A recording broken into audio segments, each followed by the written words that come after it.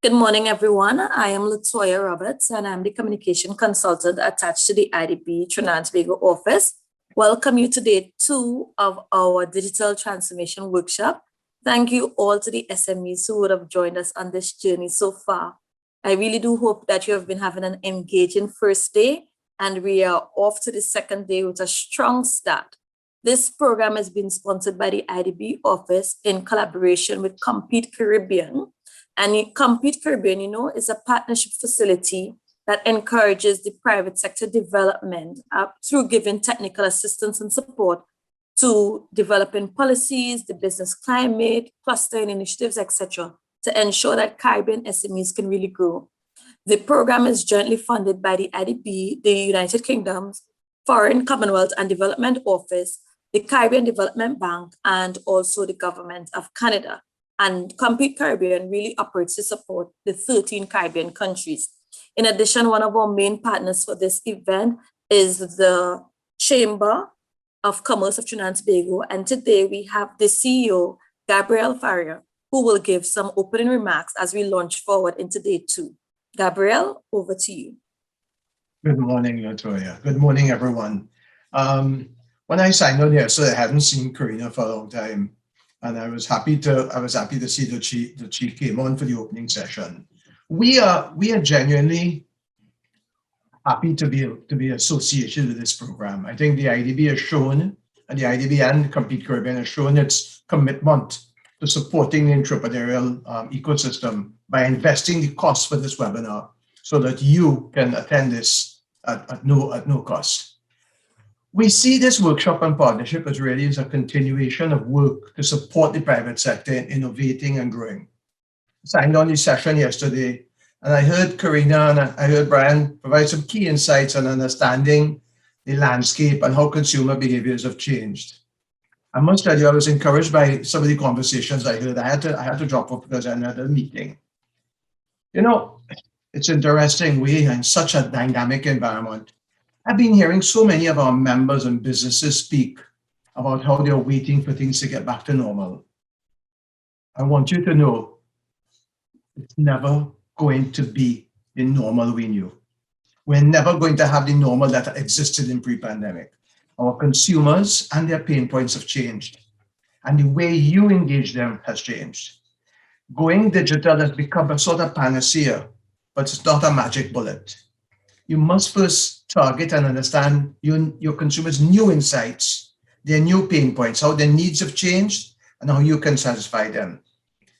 One of my managers at the office told me they started buying stuff online from different businesses, but some of them were disasters. You see, it's not just about going online. It's not just about advertising your product. It's about understanding how the consumer needs, as I said, have changed. It's about honoring the commitment you make in your advertising message. It's about that user interface, how easy it is to place the order, to purchase the goods. It's about when someone has a problem getting onto the site or getting information, that chat, that online chat, can you deliver on time? Is the product going to deliver what it does, what you promised?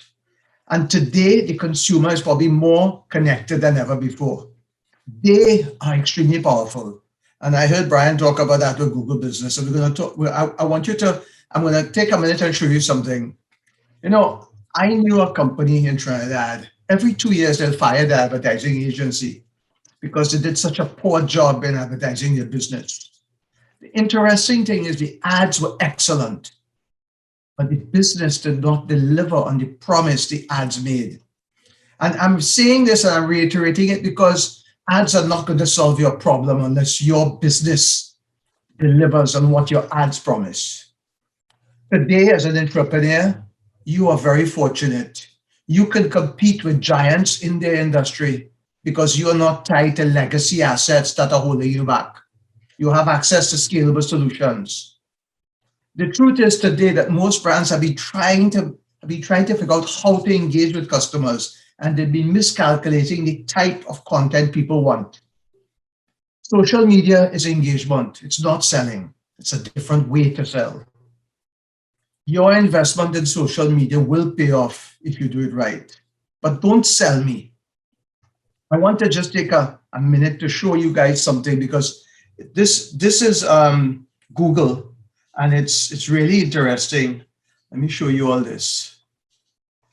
So all the advertising you do, this here is reviews. This is one review. This guy did 4 reviews on a business. He gave it 1 star. 1 star. Talked about how poor the business performed. The owner then responded. However, read every single review. 26 reviews, 5 stars. 32 reviews, 5 stars. 3 reviews, 3 reviews. So the reason I'm going through this to show you all this, I actually reviewed this business, 7 reviews.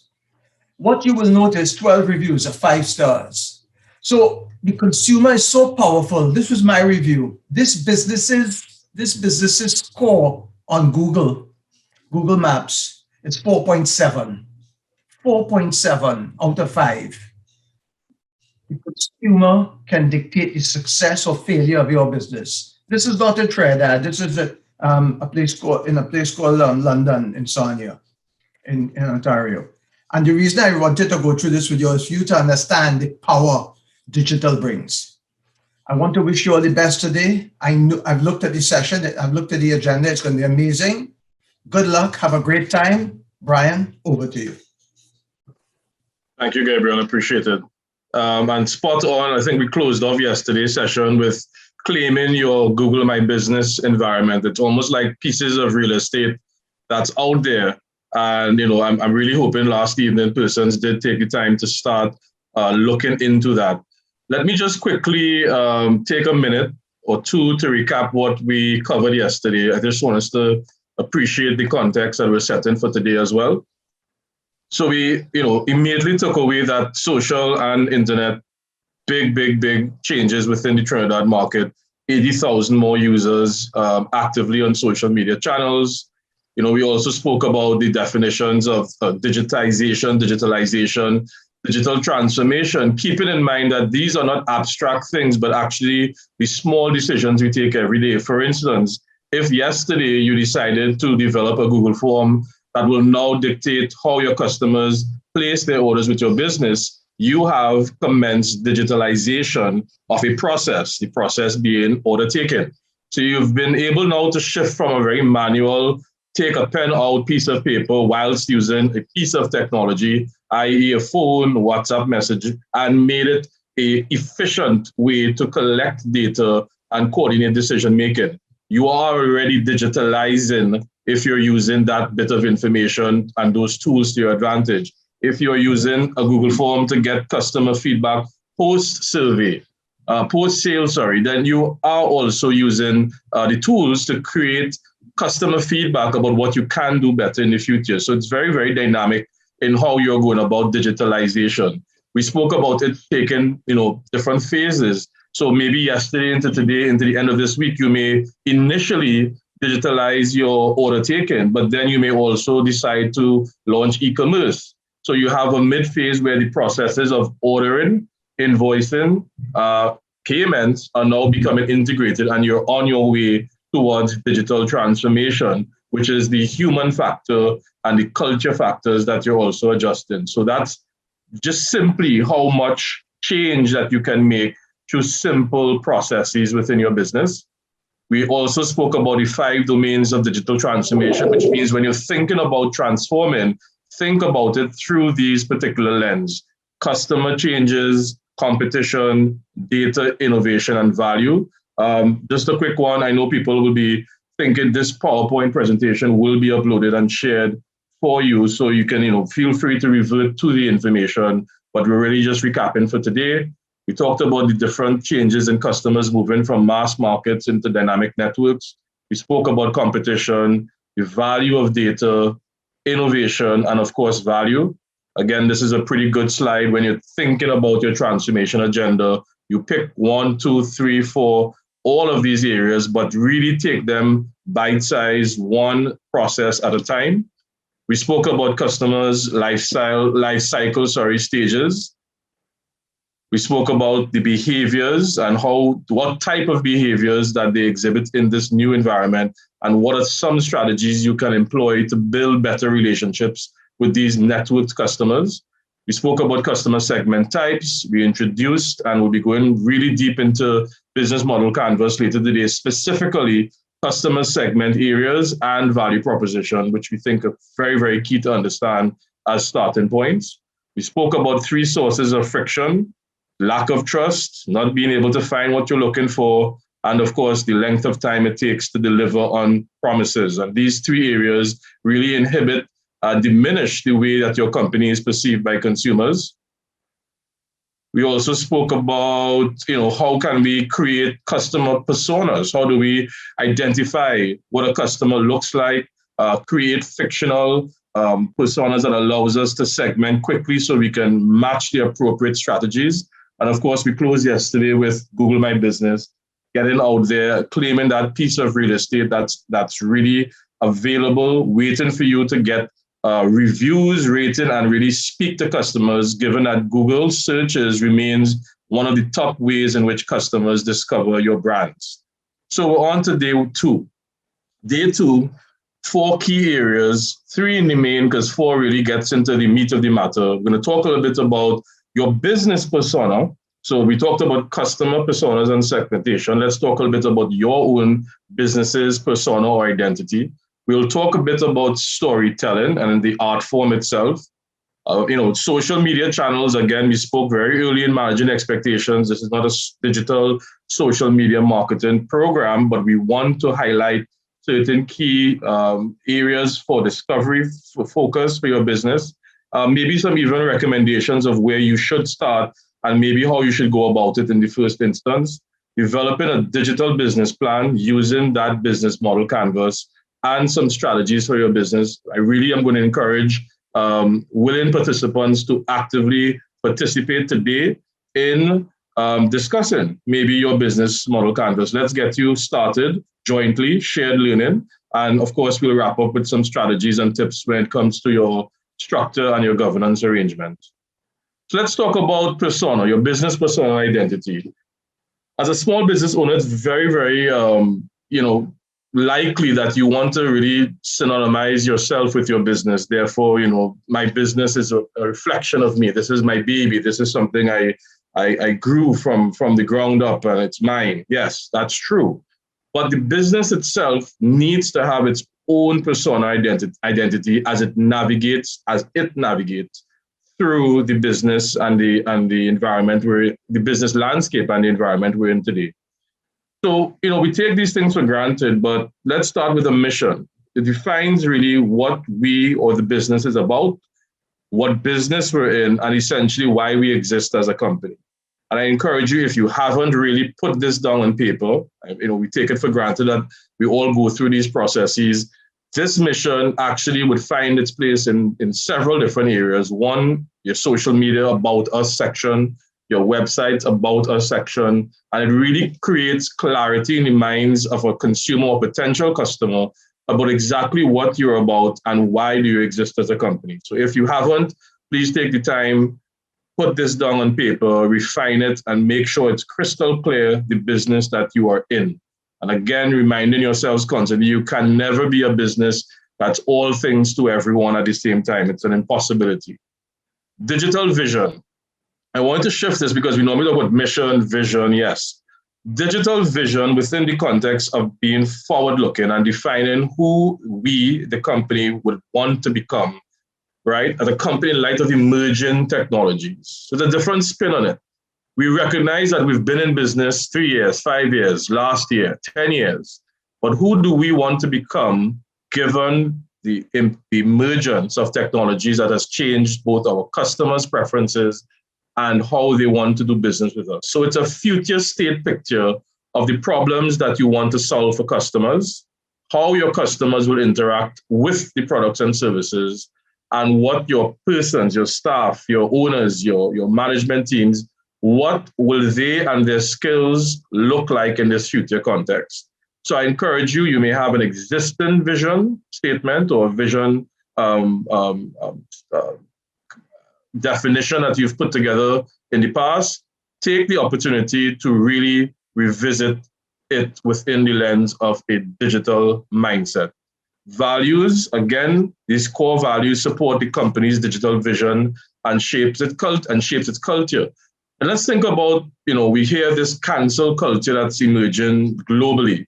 And if you think about it, it's when there is a clash between the value systems of a particular large portion of society and a company. We're speaking more specifically about when a company gets it wrong by way of a statement that is made by their owner most times, or in other cases, when there has been a transaction or a lapse in service. You find that there is now a violent, and I say violent in the context of its extremely widespread reaction that points to cancellation of patronizing that business. Now, this is a reality of the customer's network impact and the power that they actually wield in the new environment. How do you really provide yourself with a level of cover or even maybe proof or insulation from this particular environment or this particular phenomena? Is making sure that your decisions you make in your business are aligned to these core values. And I think very early, owners themselves, we see this at times, if you set these values in consultation with your staff, with your management team, etc., you need to also be held accountable to these values. There cannot be a time when your own personal perspectives actually begin to invade the company's identity. And this is a very, very interesting dilemma where owners, believing that this is their reflection and their platform, can literally kill their business outlook. Please understand there needs to be a separation between the two. And a logo. Coming up later on today, we'll talk a little bit about an opportunity that's going to be presented by way of an e-commerce website. I think Karina mentioned it at the start of yesterday's session. But there needs to be some sort of graphical emblem, symbol, or mark that identifies your company. The color schemes, the choice, the font type. These things create brand consistency in the minds of persons as they discover you. And it's important to really get that done early on. And if you have already done it, great. But make sure there's consistency across the collateral and that persons can recognize it easily by repetition. If you don't have a logo, and that's something that also comes up as well from time to time, there are many options available. We have a range of persons within Trinidad and Tobago who are graphic designers. I personally have used, again, a freelance local designer who was able to get the logo done in maybe a week or two. There's Fiverr.com, which is an option as well. And in those international outfits, you find that you have to do a little more back and forth in terms of explaining exactly what your vision is, but you do get results. And I also want to point to a suggestion, tailorbrands.com. I'll post the link in the chat towards the end. But I was able last night, just in practice, to get a logo developed that was suitable for launch and, of course, subject to revision within 10 minutes time. And that's on a free basis. And, of course, then there's a subscription model within this site that gets you all the way into collateral, call cards, web pages, etc. All to say there are resources, aplenty that can get you up and running with a logo. You have local, you have Fiverr, you have the freelancer community. Please don't let the daunting task of I don't have a logo be the reason why you're not identifying or creating your persona.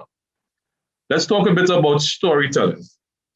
So storytelling conveys purpose, and businesses with purpose are noticed and win the loyalty of customers. It's not enough to just have a product or service that solves a problem, but your company needs to stand out. And when done well, business storytelling gives a compelling reason for consumers to buy from you. A good brand can inspire trust between your business, customers, employees, suppliers. And I think it's crucial for people to understand that brand stories draw people into you. So what is this storytelling about? Let's get into some details. Well, we need to make sure that you set up parameters. And when we talk about stories, we're being very clear now. There are two dimensions you can focus on. One, how your business came about from the perspective of the owner. and stories in terms of how your customers interact with your products and services. I want to make sure we understand there could be two main uses of this particular storytelling art form. So the first step I would suggest, get definition about who will be telling this story. Is it from the perspective of the owner? Is it from the perspective of the customer? Is it from the perspective of a supplier? The point is these stories need to be clear about who's telling it and why is it being told. When and where is the story taking place? Who are the persons in this story?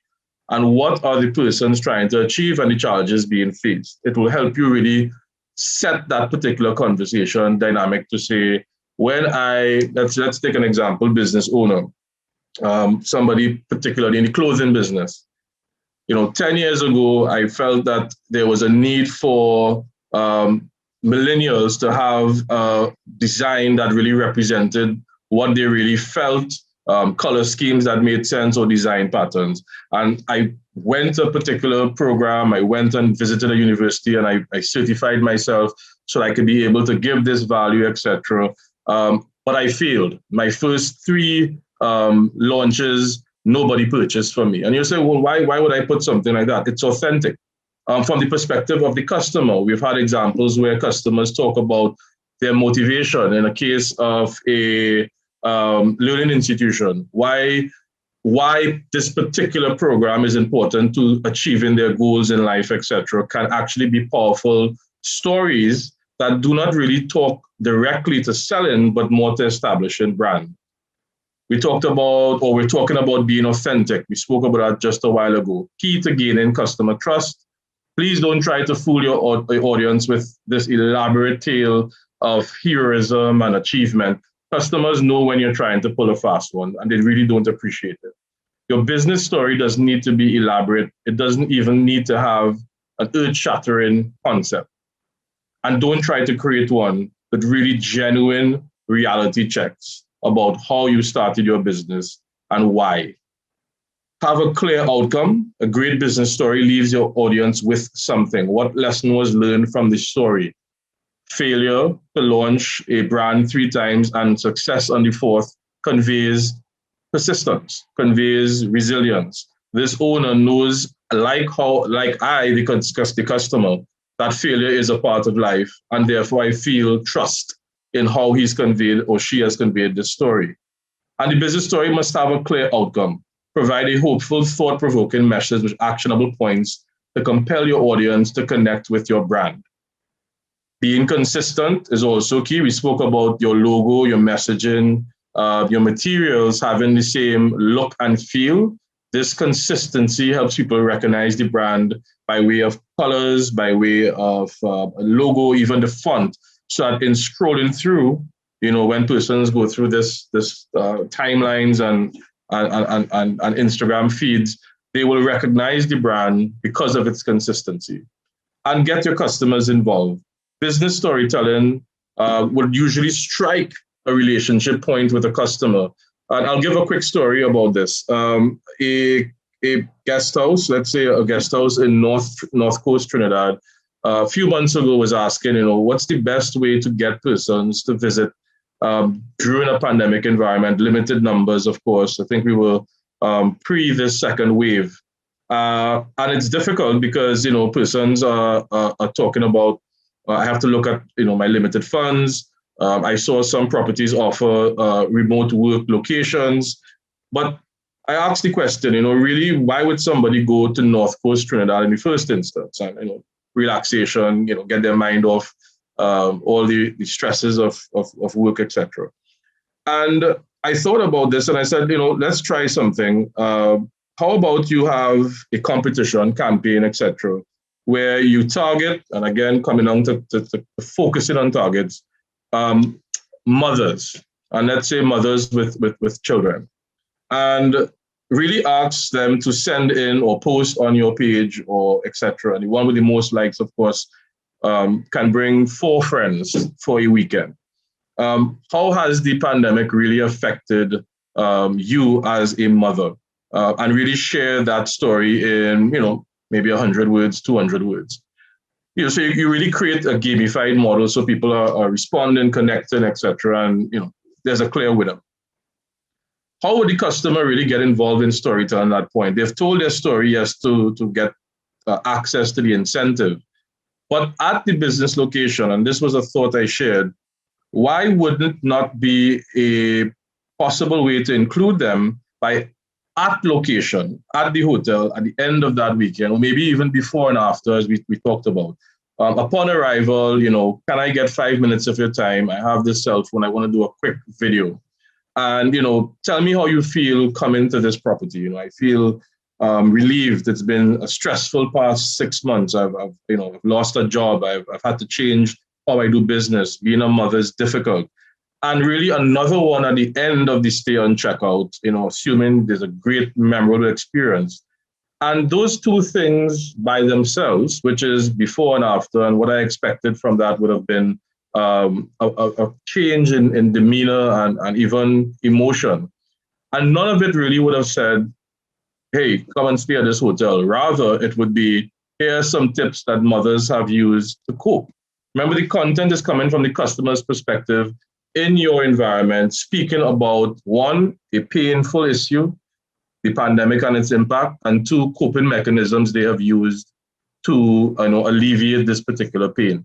So sometimes getting the customer involved in your story can be infinitely more powerful than you pushing out messages that are from your own perspective. So I just want to encourage you to experiment with those things, especially those customers who really have been loyal to you in the past. Bring them into the conversation about the story and the solutions that your products and services can provide. A quick bit about social media. Again, we're not going to go into the specifics, but I do want to give you this, top view of where social media is at in 2021. And at the very top, let me just pull this down so I can see as well. You see constantly that the literature keeps asking, who is the audience? How can you reach them? And really, what is your offering or what are your goals? And I want us to just look at this in the context of broad data and demographics, not specifics. And of course, we'll talk a little bit about the Trinidad context. So when we see demographic, it doesn't mean that there are only 25 to 34-year-olds on Facebook at present, but really that's where the majority or the mean or the average age group for the users are. And it's still the number one platform at 2.7 billion users. And how would you use Facebook to build relationships is key. Building brand loyalty also a factor. And there is a downside in terms of reach. On a normal algorithmic phase, you need to actually spend money for ads to go further into reach. But organically, you can build quite a very quality following just by the type of content that you post. Twitter also something that's quite popular in Trinidad's context.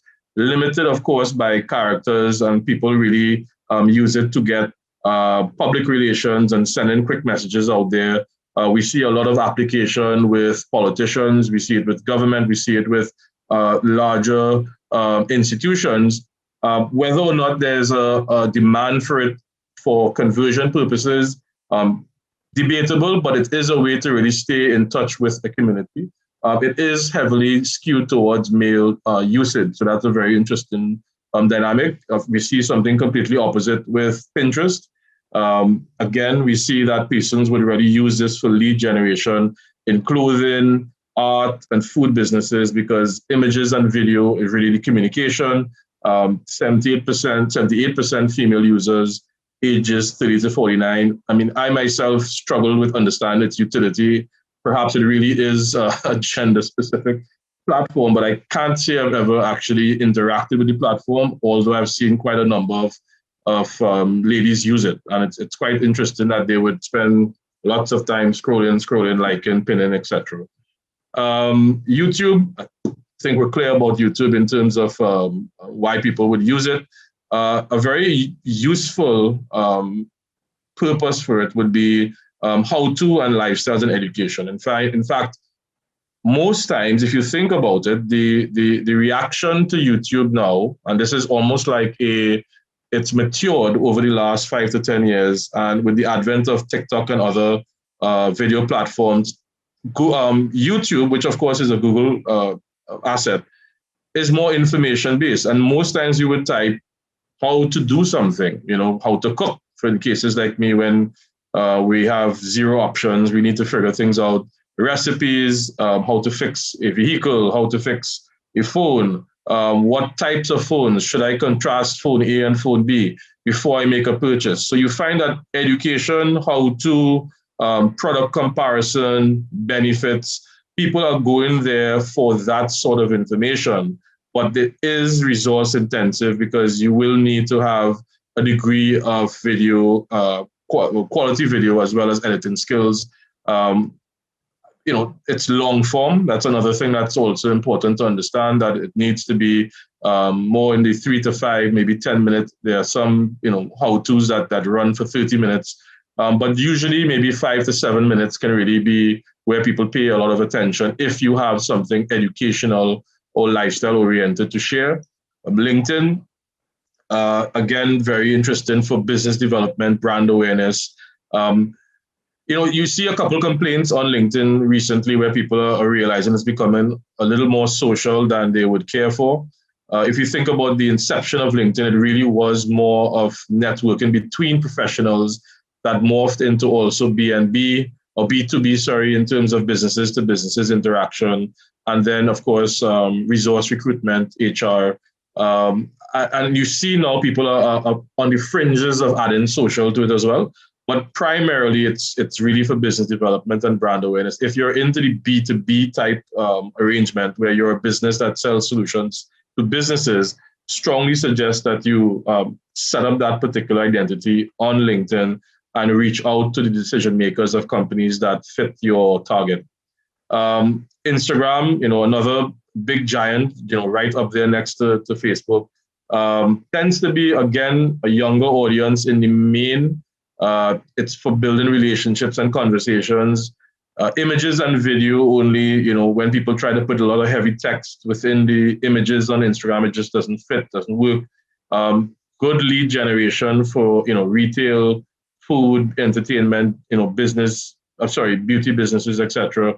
So, it's useful if that's the particular product, service, and or segment you're going after. And there is quite a bit of activity within the Trinidad context, we'll see shortly.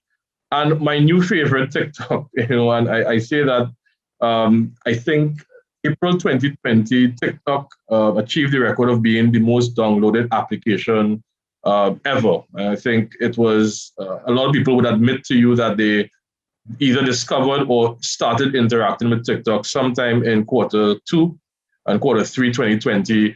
Out of sheer boredom, I would say in the first instance, but thereafter, the uses and utility of TikTok to me have been, phenomenal. Being able to control your messages or limit them to, 15, 30, 1 minute. I think they're going a little bit into long form, up to 3 minutes now, is a real science if you're a business. And I think we need to also factor in the type of audience, yes, younger, have a lot more influence in making decisions or pushing their families to make decisions. And people are going to this platform as a source of utility as well as entertainment. Let's talk a little bit about three platforms I really want us to focus on in a Trinidad and Tobago and an SME context. Facebook, of course, far-reaching platform, largest users globally. You can go from professional pages, you can promote posts, you can do organic advertising, you could join groups, etc.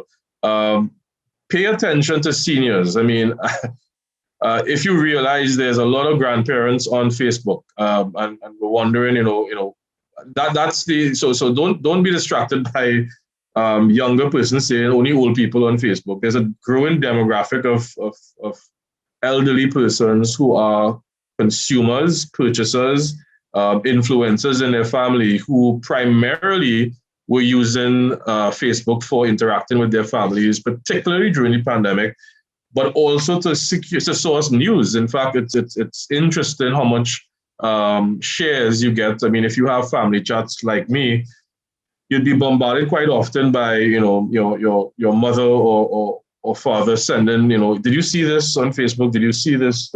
I saw this report coming out, and, this whole need for fact checking, etc., comes into play. but it shows the level of consumption. It's almost like a desert environment in the digital social landscape, and a sudden oasis that appears, and they're just sponging all the possible content areas there. And there's a lot of motivation to become aware of brands and to push and tell their children and grandchildren, this, I like what I saw here. Take a look at it. So don't discount it. Foreign markets, especially if you're interested in exporting or distributing, or even your services can be offered cross borders. Facebook is pretty universal as a platform. So it's no debate about find me on Facebook. There are going to be millions, if not billions of users there. And small niche markets, again, it's a home for many groups. I keep coming back to this real estate, but there's several other matters. You can find a group for any specific segment you're searching for and be able to interact with that group on a regular basis. Trinidad's context, 2021 January, there are about 770,000 users who can be reached via Facebook. It's a little skewed, about 52% towards a female audience compared to 48% male, but that's pretty much spot on in the middle. You have an equal chance of reaching both male and female within that platform. And I like that particular green one, that the potential audience compared to the total population, 13 years old and over, is 66%. So you can, the wide reach is at least 2/3 of Trinidad's population is somewhere resident on Facebook. Something to pay attention to. And I've tied in Messenger as well. There are 530,000 possible ways to reach, or possible persons that can be reached via Facebook Messenger, which of course is the extension messaging app. Although I've seen persons either separate them or link them quite smartly. And then another data set there being 45.7% of persons. So you see it dropping off as a preferred messenger platform versus just the platform itself. Again, down the middle in terms of male-female usage, that's something that we see which is useful. Instagram, again, been around for many years, primarily millennials. A lot more women tend to use Instagram as a source to review. It's quite interesting, less text, I suppose, more visual. But to be successful, you need to have the keyword there, high quality images and content. It may be difficult in the first instance, but to be honest, the acceleration in even cell phone camera quality images gives less and less reasons to not experiment and try. But Instagram offers, wide opportunities to get thought-provoking images on your business noticed and recognized. Trinidad's context, about 500,000 possible users that can be reached, 43% of the population 13 plus. Again, you see the slight bias towards female users versus male users. And LinkedIn, of course, a great way to connect with businesses, the B2B decision makers, etc.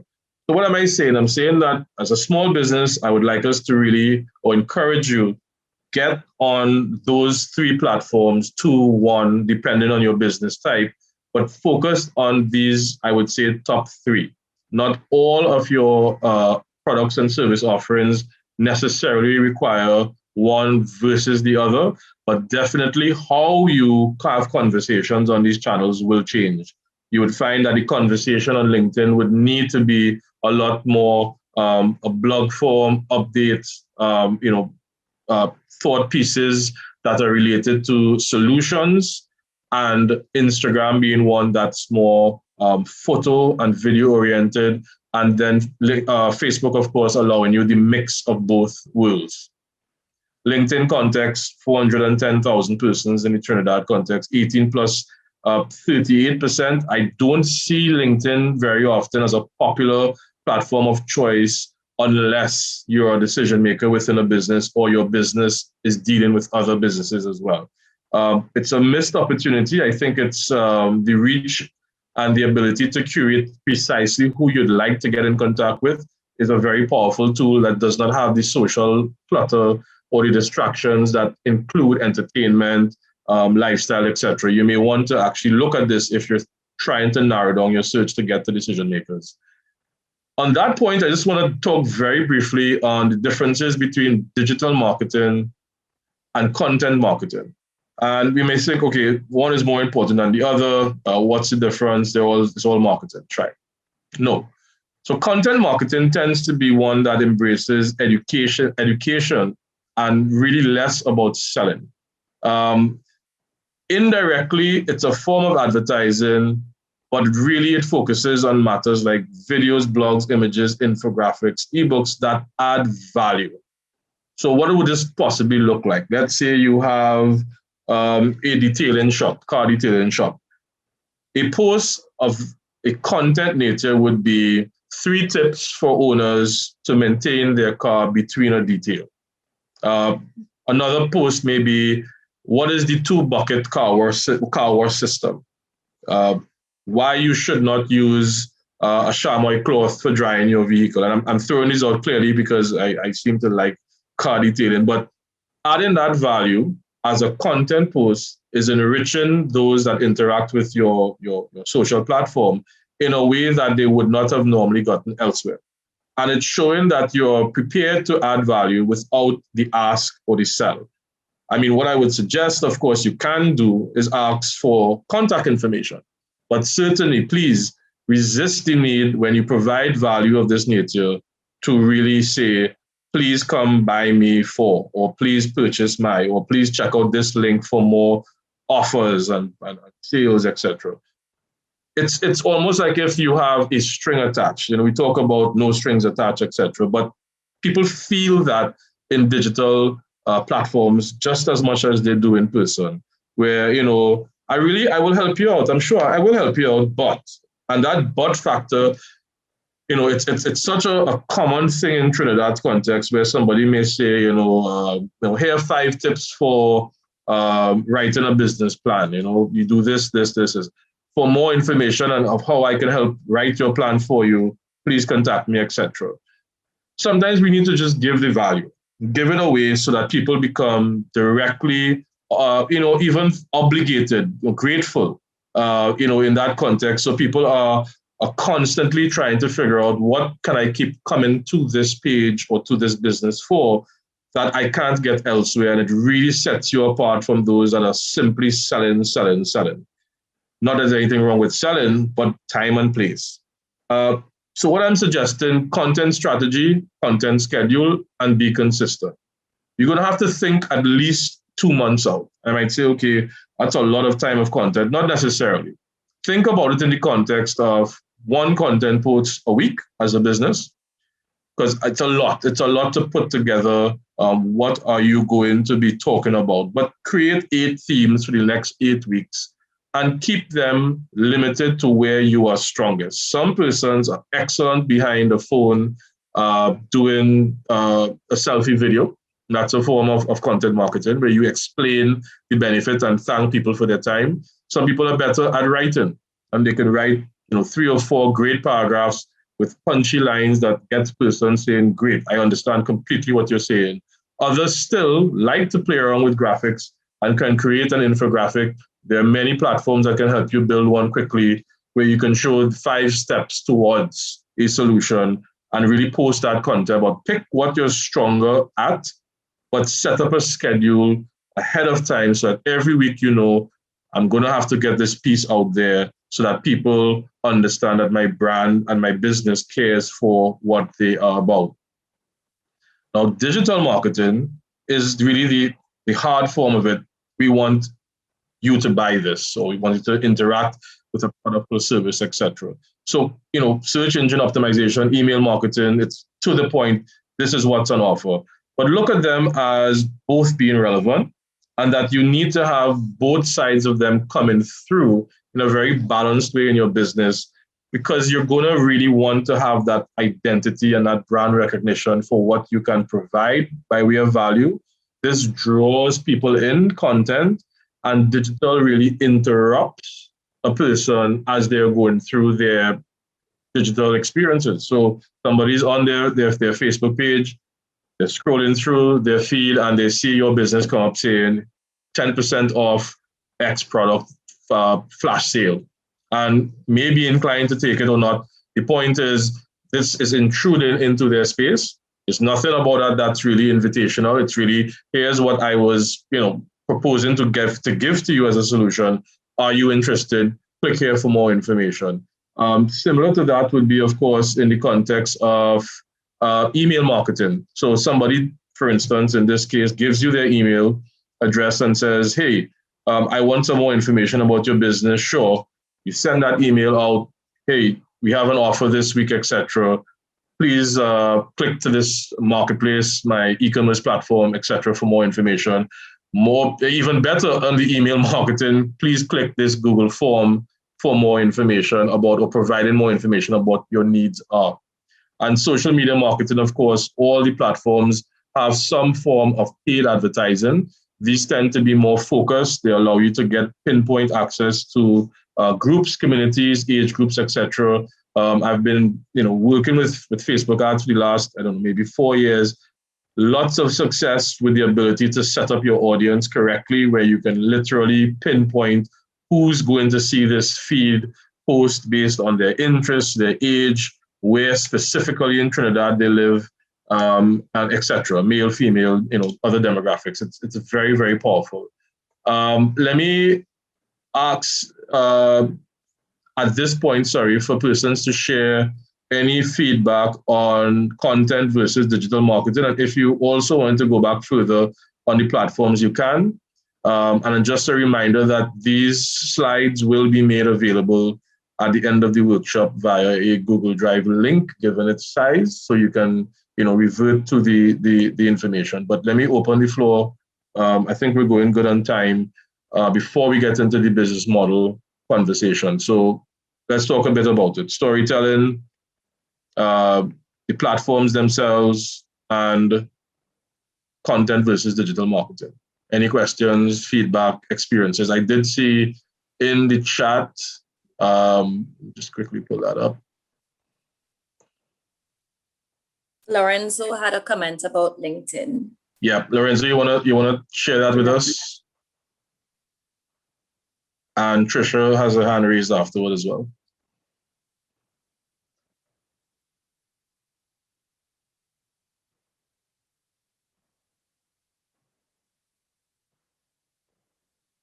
I guess Trisha could go.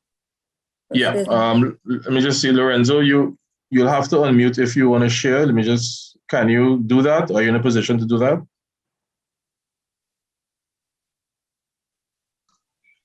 All right. So you hear me now?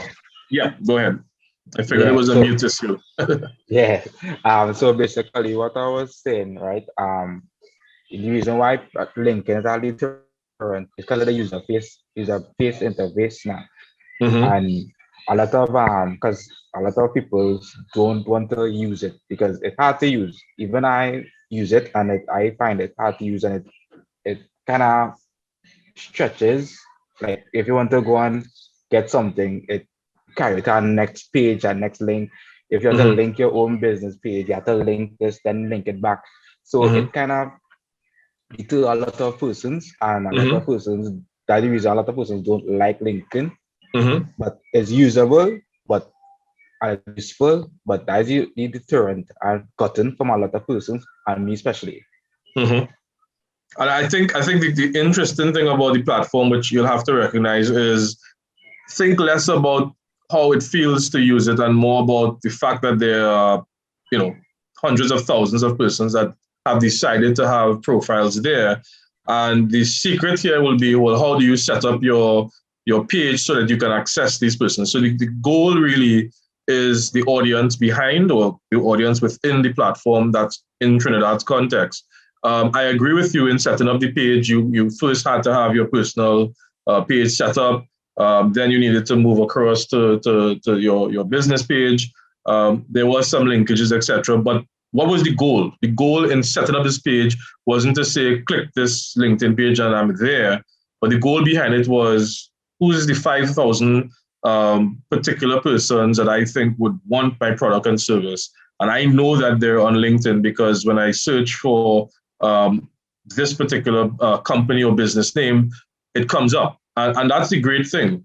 Let's think about a hack, for instance. If you have a product that you wanted a particular business in Trinidad to purchase, business X, and you didn't quite know who's the decision maker to send that offer to? And this is direct marketing we're talking about here. You can go on LinkedIn, for instance, and search for that company name, and you'd probably find 2, 3, 4, 10 employees, particularly at the senior level, who are currently working at that establishment, and really reach out.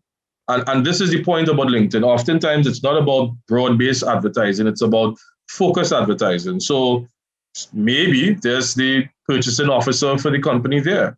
There's the executive assistant to the CEO in that particular LinkedIn environment. There's the finance manager there. And it's an opportunity to be, again, not as intrusive, but really just, I don't know if you have, or I see that your business requires this particular product and service from me. Okay, the range of possibilities of this conversation are endless. I thought I'd provide you with this blog post or this article or this video that I produced that can help you solve that issue. That's not a sale, that's content marketing. You didn't ask for anything else, but you've connected with the person on a very personal level, understanding that they're in LinkedIn for very, very specific reasons as well. So agreed that sometimes the platforms may not be native to us, but we have to keep in mind always what's the purpose of us being on that platform and who's the audience there as well.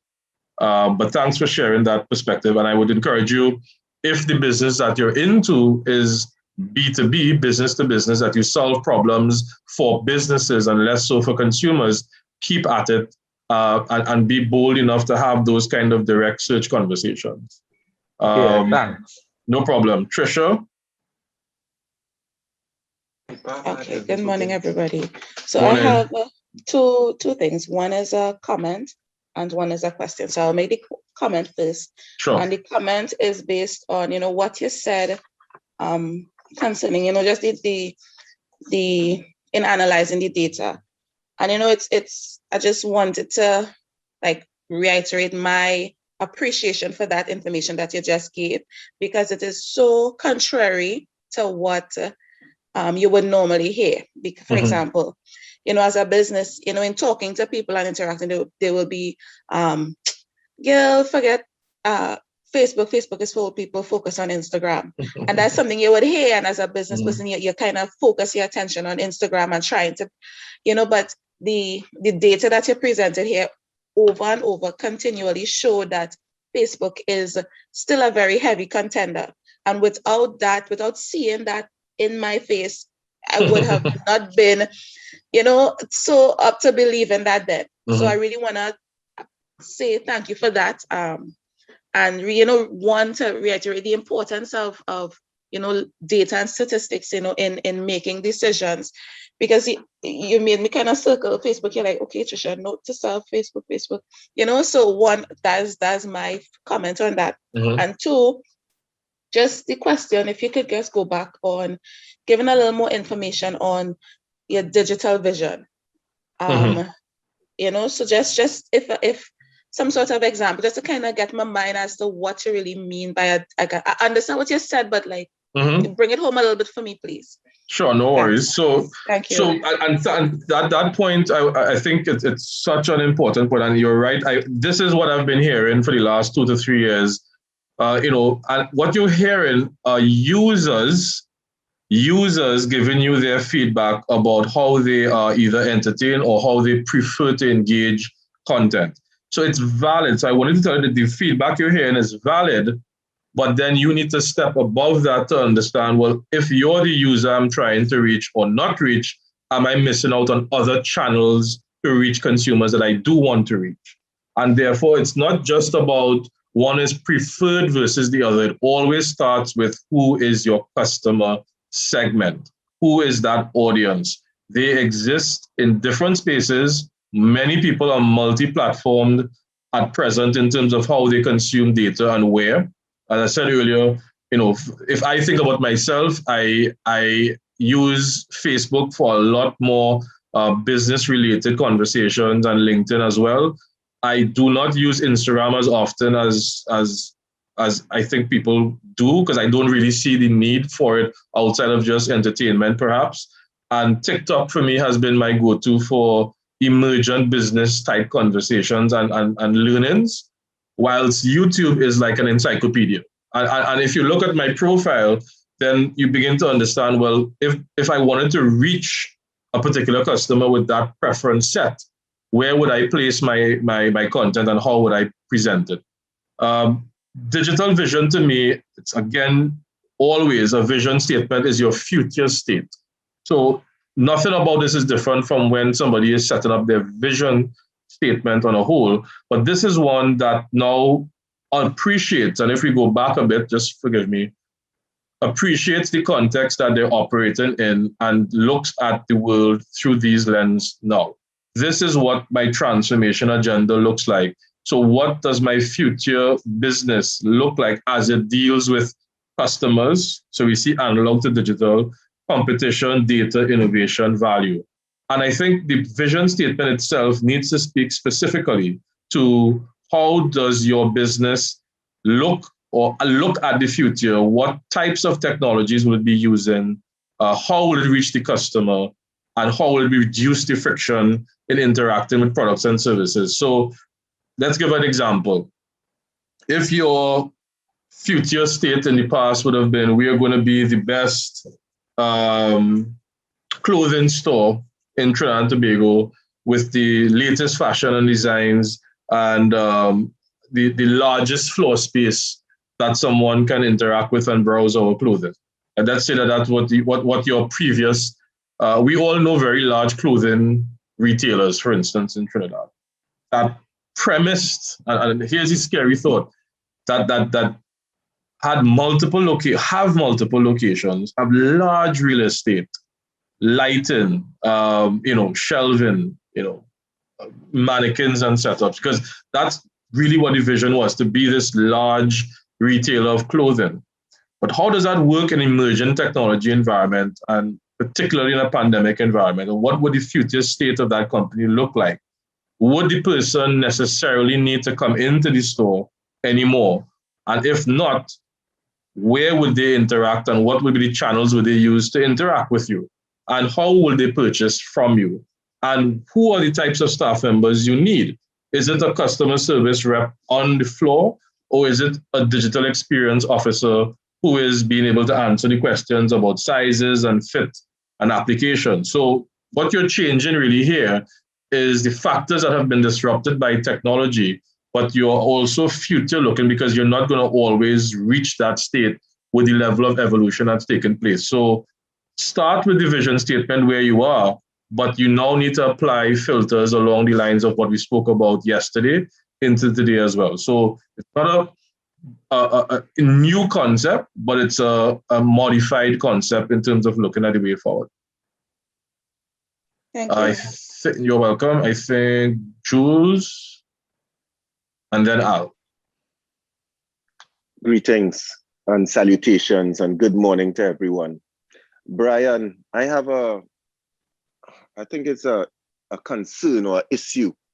What has happened is that, especially in Trinidad and Tobago, these roles of digital media, social media, are often very confused, and they are confusing. So even up to, let's say, yesterday, I have been searching for, and I often misuse the roles. I have been looking for a digital media manager. Mm-hmm. Let's just say for two companies that I have. Mm-hmm. And then I had to do some research and realize that even though I'm saying digital media manager, what I really was looking for was a social media manager, right? Mm-hmm. Because it was specific to social media. And then I had to do a little research, and then I understood that digital media is not just based on social media. It's based on, take for example, it may be highlighted on analytics, it may be highlighted on email marketing, etc. Right? After finding that or understanding that, I had to delve deeper into the role that I'm searching for. And I think this may be a common problem for MSMEs in general, because the terms are often misrepresented. So in respect to a social media manager, we all understand that content creation is necessary. And we all understand that content creation just does not mean coming up with posts and leaving them there, right? So you're looking for a very holistic person who deals with content creation. I've also understood the need of what has been defined as a community manager. That is someone who actually responds to the community, understands what the community is asking for, probably innovating based on what the customers are asking, so it relays back to the company. And then you also need somebody who's also understanding of trends and analysis, right? So in this hunting for someone who may represent as your social media manager, you're not finding somebody who's that holistic. You may find somebody who's very specific to content creation. You may find somebody who may need a graphic artist to put out posts, and they may be more equipped to respond to your customers' requests, etc., etc. Where does an MSME start? If you're saying from the basic, where does an MSME start in terms of implementing that first person to deal specifically with your social media? That's the question I want to. No, it's a great question, because I was speaking with Kayla about this last week as one of the main reasons why I was really motivated to put on this particular workshop. Why? Trinidad and Tobago, I think it's probably commonplace, but more so in Trinidad and Tobago, there's this challenge with not just terminology, but I would say incorrect representation of skill sets to companies. And MSMEs are being, I said this yesterday, are being taken advantage constantly. When I listen to what you said just now, it tells me something that you had already defined the need based on the direction that you wanted to take the conversations with your companies, the both companies. So from the get-go, you knew you may have had the terminology a bit, duplicated, or should I say interchanged, but you did know at the heart of it what you really wanted. For instance, if it was, I want someone who is specifically engaging with my Facebook audience of 10,000 persons and being able to have very thought-provoking, inspirational content and engagement with them specifically, is very different from I want somebody to be able to take orders from WhatsApp and then convert them into opportunities, etc. So you've defined the need in that context. And our small business owner usually has the challenge of having to do all of it at the same time, and really sometimes lacking the resources to hire that second, third, fourth, fifth, sixth person, or if they already have the third, fourth, and fifth person, from that particular group of employees who is really skilled to do it. And this is why I'm encouraging persons to start on their own as far as possible organically, because many of the tools that I'm seeing now and the learnings, for instance, we saw yesterday, Google My Business, the actual platforms are putting out content that teaches owners at a very simple level about the why factors. So if you knew, for instance, that I am going to set up two particular channels of today, I want my business to be on Facebook and I want my business to be on Instagram.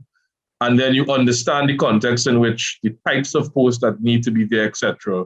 You're going to start the process on your own, and over time begin to be more adept in what your audience needs.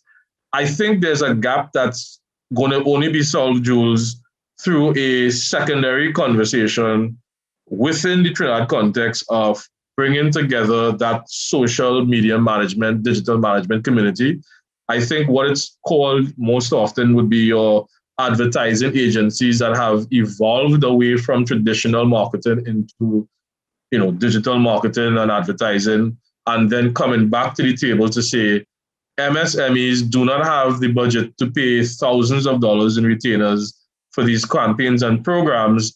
Can we do a gig economy model where there are persons who are competent and segmented in terms of needs that we can engage for these 5 businesses and really share that cost across these companies, given that the needs are going to be much less than a medium or large size company. So it requires us to take the conversation a bit further into addressing both the needs of MSMEs and who is the right sets of talent locally that can help match it. And I'm agreeing with you. A lot of people are representing that they can do all of it, when in fact they're probably competent in only one or two.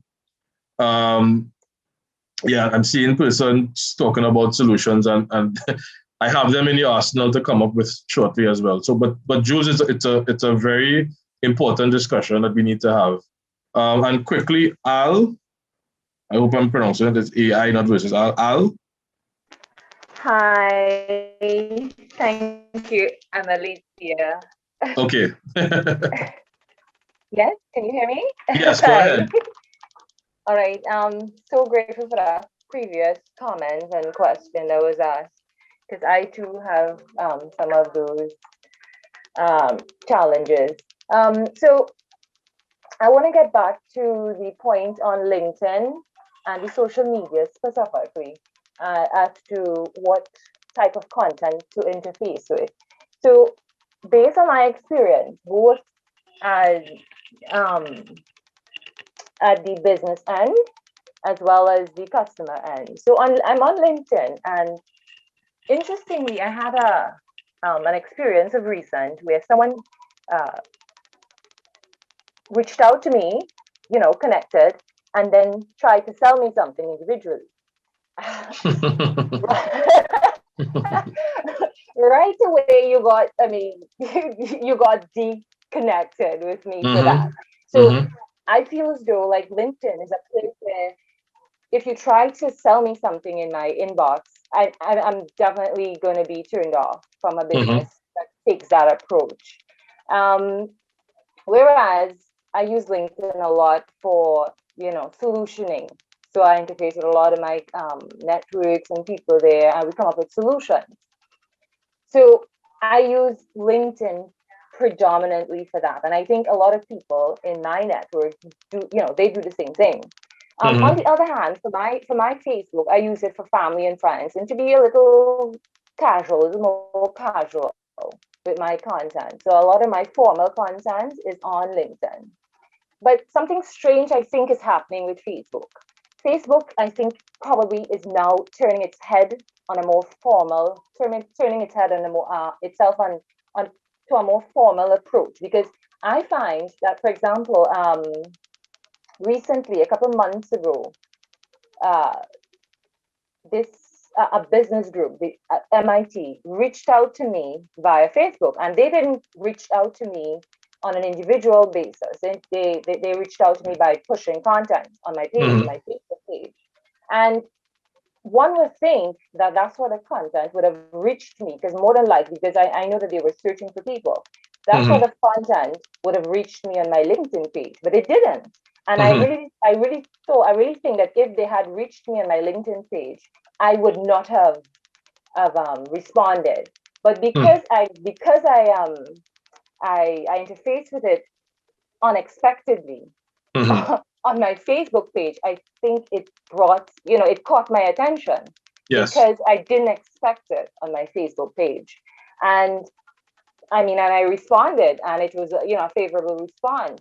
So I think Facebook is recognizing that, and there's a lot of business groups and networks are now on LinkedIn. And I find that now a lot of my advocacy that I do, and a lot of my business networks are actually on Facebook, as opposed to Facebook, before. correct. Yeah, as opposed to before, where for me it has always been just a very casual network. But I think Facebook is recognizing, and a lot of the businesses, especially the B2B businesses, are recognizing that, if you want to get people in their relaxed state, get them on Facebook. And correct. I think that is really, really strategic for MSMEs. Absolutely, Alyssa. I think you're spot on, because and thanks for sharing that. And I want to make the distinction this way. I think when we think about relationship building, you have this network of decision makers or owners or business executives in this LinkedIn community. And if you think about it, if you saw the CEO of Massey Stores walking out of, I don't know, maybe, I don't know, Super Farm or something, would you walk up to them and say, hey, I would like to put my products in your grocery, here's my card, call me tomorrow? I mean, if we think about what we're actually saying that we're trying to do on the social media channel and convert it to real life, it doesn't add up. We don't do that. What we want to do is find a way to have a very thoughtful introduction if possible, or we may not target that particular person in the first instance. We may engage someone who's mid-tier within that organization and actively form a relationship. Another thing I find very interesting to use LinkedIn is contributing to posts that are relevant. So you may find topics. You could just search, for instance, topics that seem to be either local or relevant to what you're doing. And you start being a contributor to the information so you can build credibility and awareness of the business or yourself. So commenting as the business, for instance, on a topic, a challenge, or a discovery or problem tends to set you aside from those who are simply absorbing the content only. A lot of people do visit LinkedIn and do not post. So, it's the use, the purpose, and then applying it to real life. And you're absolutely correct. Many businesses did not realize 5 years, 3 years ago that Facebook advertising to the audience is a very powerful tool, as more older persons started to adopt it initially for social purposes, connections with their families, and now they are prepared to have engagement on offers for sale, etc. Without even being ashamed to say it, I've found quite a bit of items on Facebook Marketplace for purchase. And it's actually something I go to quite often to take a look at how people are and this pure selling. This is pure social selling. I don't even remember the name of the company I purchased the product from. It was a cell phone stand for the desk. I don't remember the name of the company. And that's the of course, the downside to marketplaces, where I bought it on Facebook Marketplace, is the same as saying I bought it on Amazon. But in terms of the business pages being able to advertise and do boosted or sponsored posts, very, very, very underutilized asset. And to Trisha and others who said earlier that they've been sleeping on Facebook, you have. I guarantee you that with proper use and creation of a Facebook page, for business purposes, you will see an increased level of activity, particularly if your demographic is older than 24, 25, etc. So thanks for those sharings. Let's move on to a very, very key conversation that we spoke about yesterday. Let me just check that one more time. Business model canvas. Now, can someone or persons confirm in the chat if at the very top of the chat they are seeing a document that I posted earlier, the business model canvas Word document? It's a template. And if not, I'm going to add it again.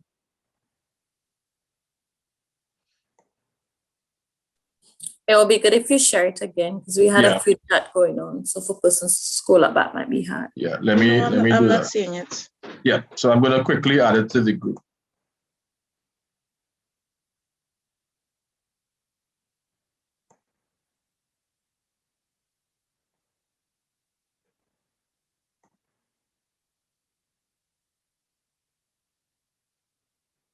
Okay, it's been shared. Can someone confirm that it has?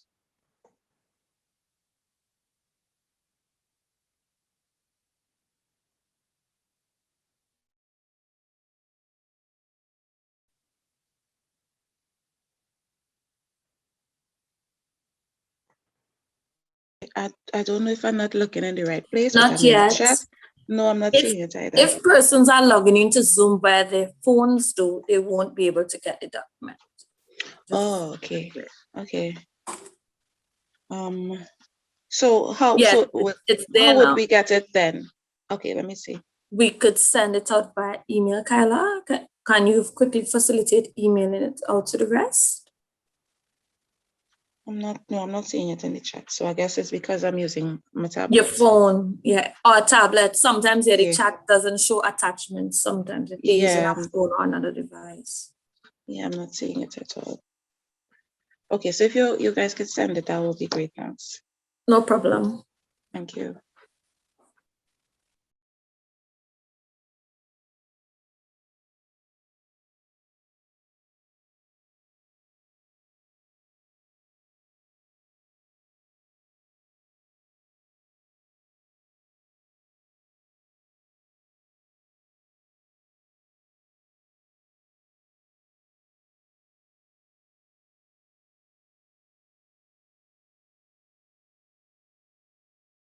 So can we see the canvas on at least the screen? So those who can download?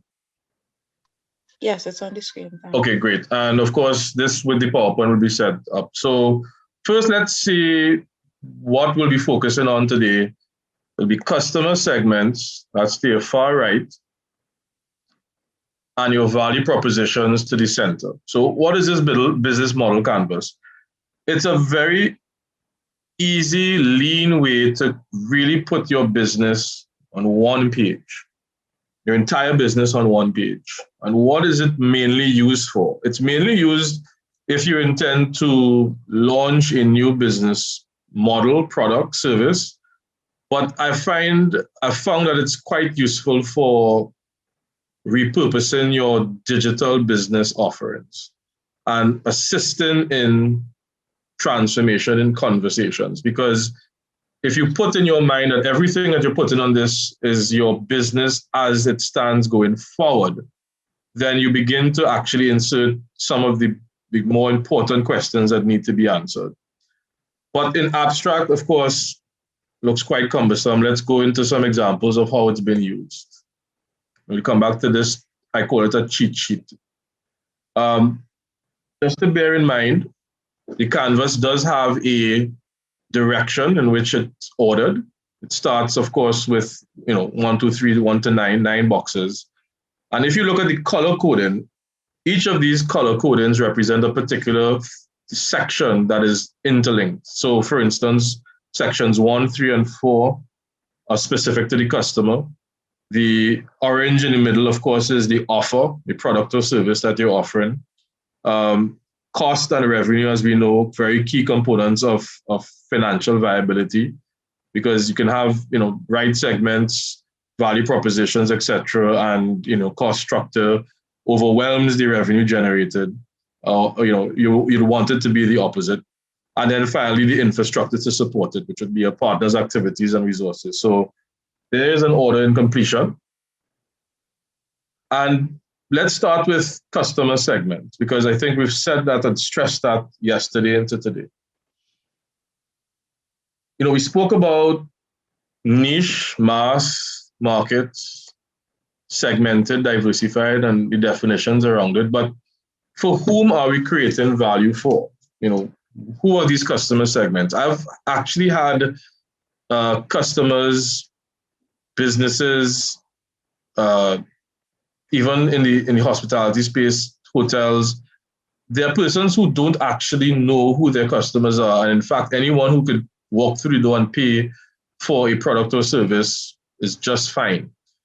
And there's a massive challenge with drifting through the new normal and the post-pandemic realities without having taken a second to define who these segments are. So the customer base may come from a different source. For instance, we talk about mass versus niche yesterday, but who is the actual customer? And I want to spend a little time talking about the differences between customers versus end users. So let's think about Chuck E. Cheese in central Trinidad, for instance. Who is the actual customer and who's the end user? It becomes a very interesting and clear reality. The parent is paying, but the child is the one actually using the facility.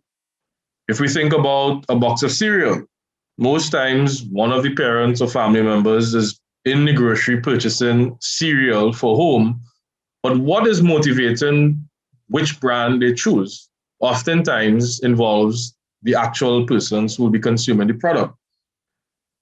Building materials, for instance, a contractor may be visiting your hardware for products and services and buying them, bricks, nails, etc. But who's the actual end user of that product would be the homeowner. So we have to begin to understand that there's a distinct difference between our customers and those that are going to be the end users of the product. And there's a very interesting dynamic here if you ever wanted to understand that the customer is the one actually paying, but the users are always the ones that will quickly switch if they're asked to pay. And now, why is this important? You may have on your social media channels and platforms many persons who use products like yours or similar. And the moment you actually make an offer or engage them to buy, you find that there's no response or low conversion. And you have to begin to ask yourself the why factors. It could be product and service specific, but perhaps people are enjoying and engaging your content because they are users and not necessarily those that are buying. And therefore, are you using the right platform to reach those actual purchasers and customers or not? To bring that point home, in terms of a generational profile, I don't know if we're aware that there's a powerful young generation called Generation Alphas, that children born from 2010 and projected to go up to 2024.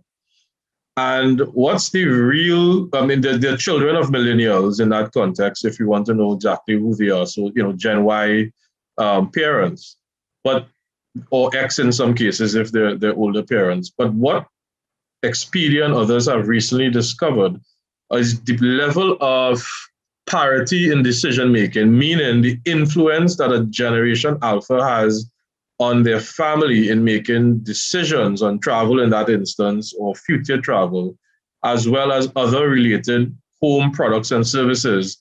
The parity, which means the quality of treatment or the quality of listening to the child's perspective, is approaching almost one-to-one, meaning just as much as perhaps a baby boomer or grandparents who say children should be seen and not heard, and 0-to-1 in terms of your ability to influence the decision. If your parents told you that they were able to influence your grandparents, it would be shocking.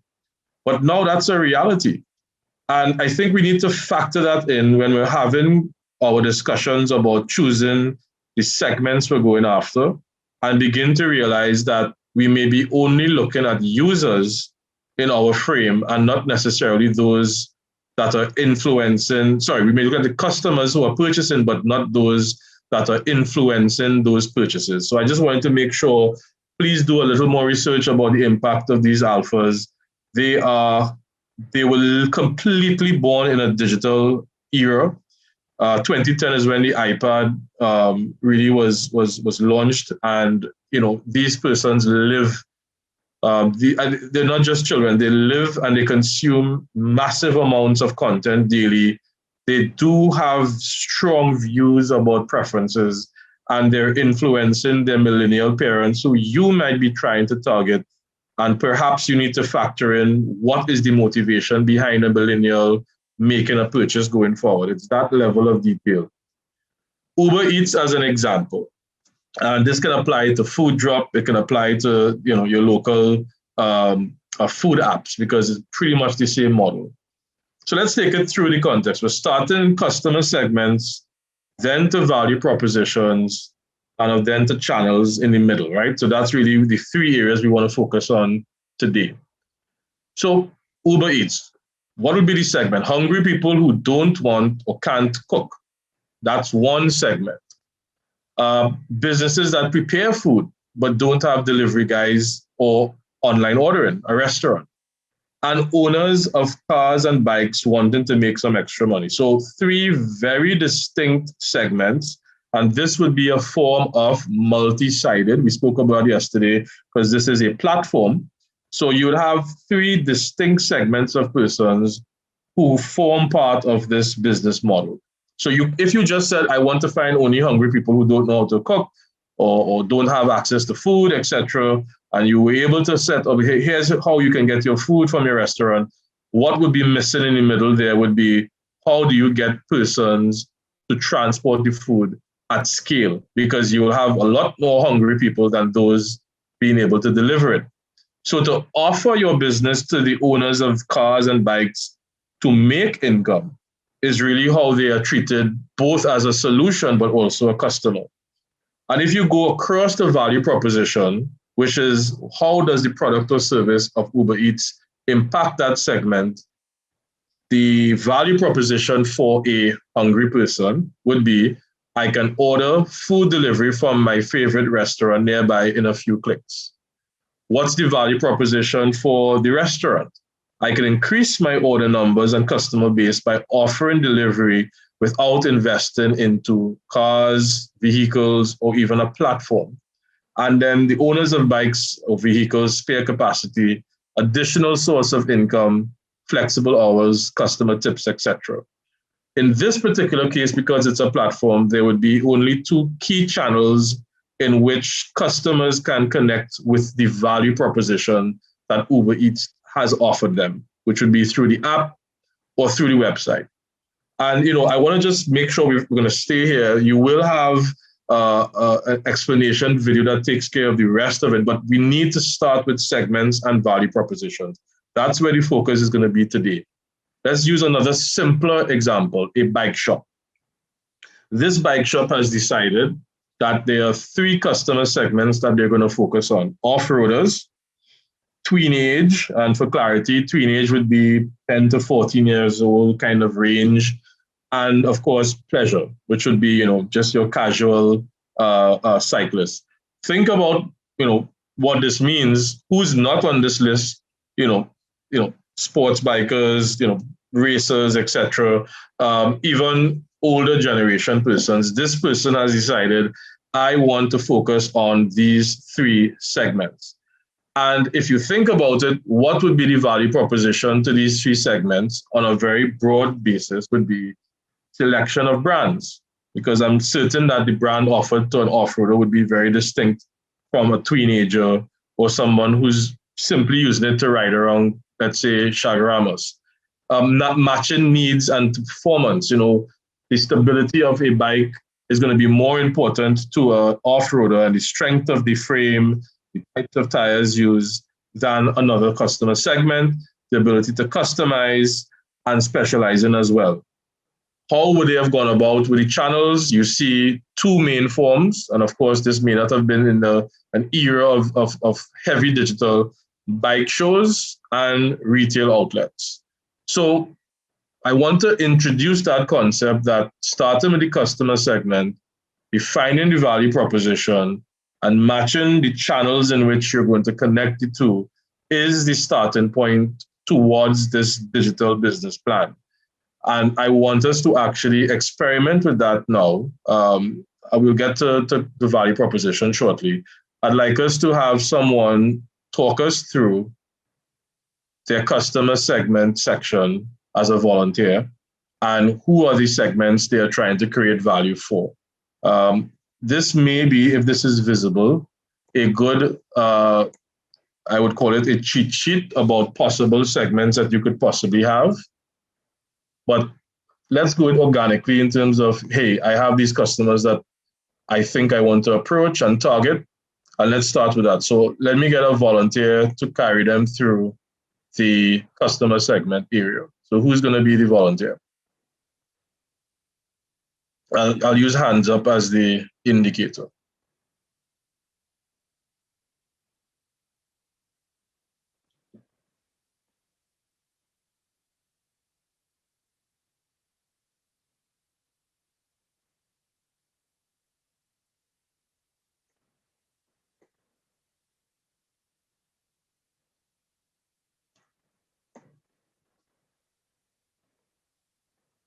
No one wants to throw out their customer segments.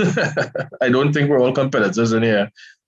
Let's go through the process, guys. Let's get someone talking through how their segments, and then of course we'll take them through their value propositions that they can possibly offer and how they can apply the right channels. I think it's best served through live examples. So let's see. Do I pick on persons? That's coming next.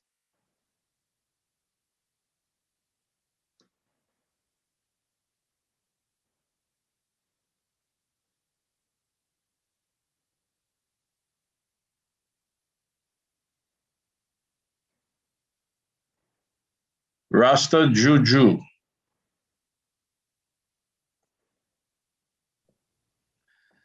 Hey, good afternoon. Good morning, rather. I'll try to be brave about it, but basically, I sell loose leaf teas. They're imported out of Jamaica.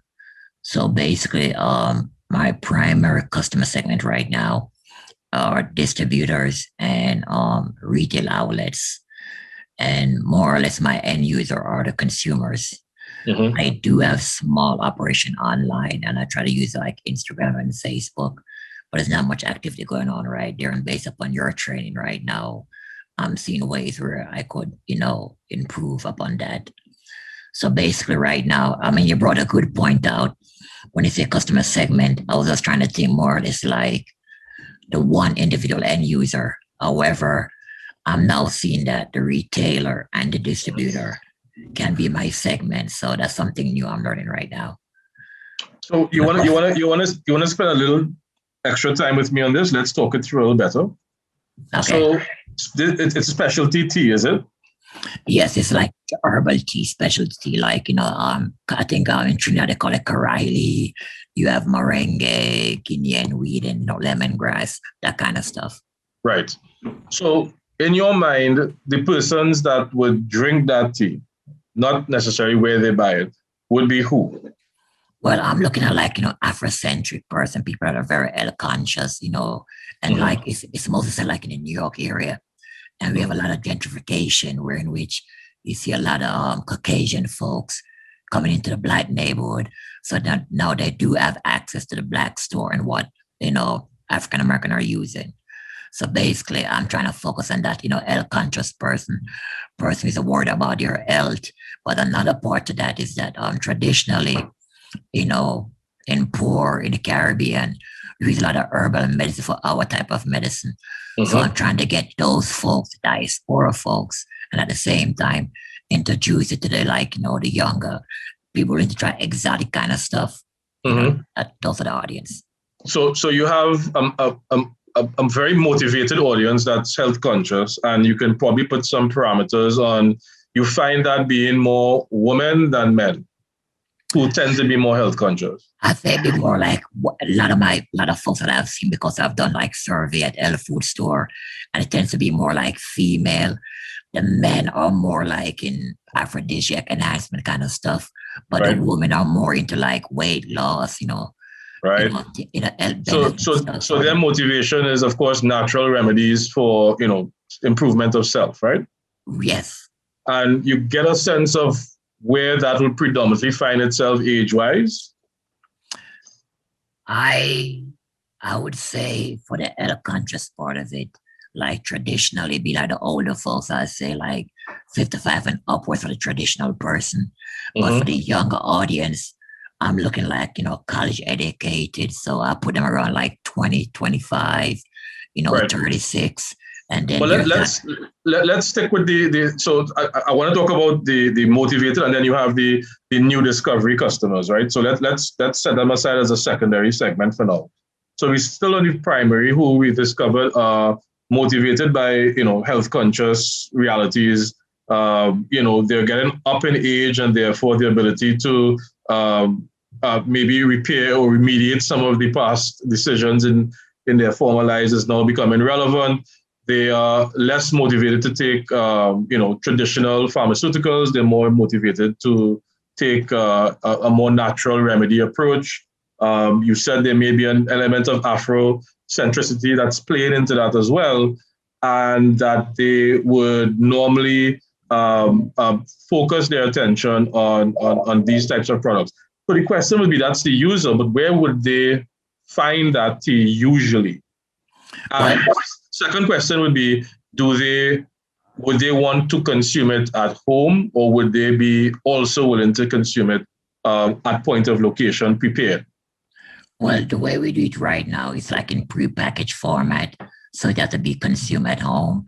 And majority of our outlets are like, so it's a mix between like the health food stores and like supermarkets, like, in the neighborhood, you find more like West Indian folks going to like the greengrocers or the supermarket, and they'll pick it up there. However, the health food store is predominantly where you get folks are more drawn to a health food store because they're looking for health conscious items, Mhm. but it's in prepackaged format. Good. So you're going to have more likely in cases where persons have to purchase and consume at home. So Yes. here's the reality. So going back to the canvas then, because there's a lot of sharing that's very useful to the model. So your customer segment is going to be basically your retailers in the first instance, and in some form specialty shops specifically. But thinking about it as well, would you be also missing out on the opportunity to have the end user become a direct purchaser if it was available online in a format that they can order and have it delivered to them directly? Well, that's what I'm trying to do right now with the pandemic, because I try to open a Shopify store, but I'm not sure if I develop it correctly. And as I said, you're giving me a lot of pointers now that I know I have to revisit. I mean, I did the store and put it out there. I'm getting customer, but I don't think I'm targeting the right way. And Right. from what you're saying, I'm getting the pointers.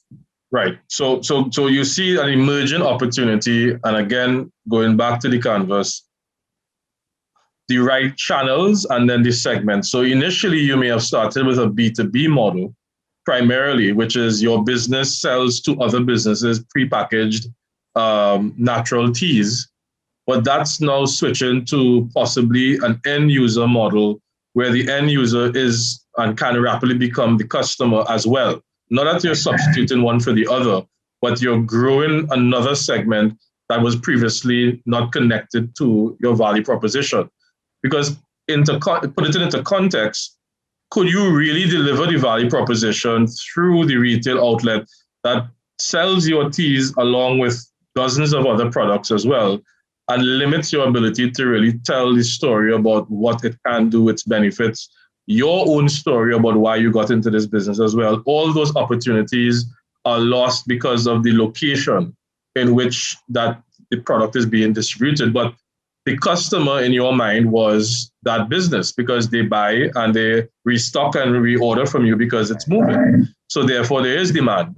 But is there a segment that was missed because you didn't apply, for instance, a digital framework to the conversation? So you're right on the money. I think we're going to have that conversation before the end of today about e-commerce platform being a method for you to start connecting with persons. I see absolutely the ability for you to talk about if those that have the actual document open under value propositions, one of the key things we talk to and through is this section here. And if you could stay with me again another 2 minutes. When we talk about value propositions in that box section, this is how we can expand it out. And again, this will be shared as well. So customer segment being right below bottom right, this is where, for instance, I would want you to fill in that information. Women 45 to 60 years old, health conscious, seeking natural remedies, etc. That's a segment, for instance. But let's talk about, so you see under customers, gains, etc. That's really where we start to populate that field. What are the gains? Healthier lifestyle, the ability to try natural remedies, etc. The pains that they're trying to resolve would be, weight issues, health issues, etc. Going across to the product and service under gain creators, which is new taste, new experiences, health. Walk me through what gains does a person consuming this tea get? Well, the way I look at it, right, is like, for example, I try to promote as being where in which, it's teas with benefit versus like, for example, when they made the tea, it could be hot as a regular everyday tea, or it could be like an iced tea. So in a sense, instead of you like with a health conscious person, where in which you see people a lot of times, they walk in with a thermos with teas and they're drinking the tea. But at the end of the day, instead of drinking like just natural water, I mean, water is good for you, but at least the teas do have medical benefits for you. So you're drinking teas with benefits. Give me some of those benefits if you have them, because this is where we get really deeper into what does the customer gain. Or like, for example, say soursop leaf. They're saying now if it's good for stress, and that's a good seller, right? And they say it's good for stress, it kind of relaxed you and stuff like that. Now for lemongrass, they were saying that lemongrass, help you to for the COVID time, it helps, relieve the COVID, and you have the turmeric that help to relieve that also. Right. So you're seeing that your product and service on your left either creates a benefit or gain or relieves a particular customer pain. What about weight loss? Do you have something that addresses weight loss? Well, there's a combination, and that's my next step. There are a combination herbs you could use for weight loss. Like, for example, you could use senna, but that could be a tricky issue. A lot of people want the weight loss, but there are certain things associated with weight loss they're trying to avoid. Like, for example, they say, certain herbs to give you diarrhea, but most persons don't want to do that because you have to go to work. So I'm trying to figure out a way out to have a different combination that would not have the diarrhea effect going with it. Right. That's something I'm looking into. So value proposition, therefore, would be a combination of ways in which the customer that you have segmented. So that would be the, older female, etc., and what they can gain from using your product and what pain points are being relieved in the process. So again, you see how taking the conversation from segment first, identifying this target lady or group of ladies in that context, value proposition, gains and pains, and the channels in which you engage them, that is evolving, number 3 in particular, because you're moving your channel away from discovery of these products by customer segment, number 1, from a retail store now to an e-commerce storefront, and awareness being built via social media. Another customer segment, number 2, would be your, let's say, Afrocentric specialty shop on a whole, not necessarily in teas, but that particular shop appeals to diaspora, appeals to communities where the source of the products that you created can be highlighted. For instance, I'm sure you import your goods from any specific location. They're from Jamaica. Right. So, and if you think about that, if somebody with a specialty shop in Florida, for instance, was able to say in the diaspora community, hey, I have authentic Jamaican teas, then that shop in Florida becomes another customer segment. What's the value proposition for them? Diversified offering of authentic products and services.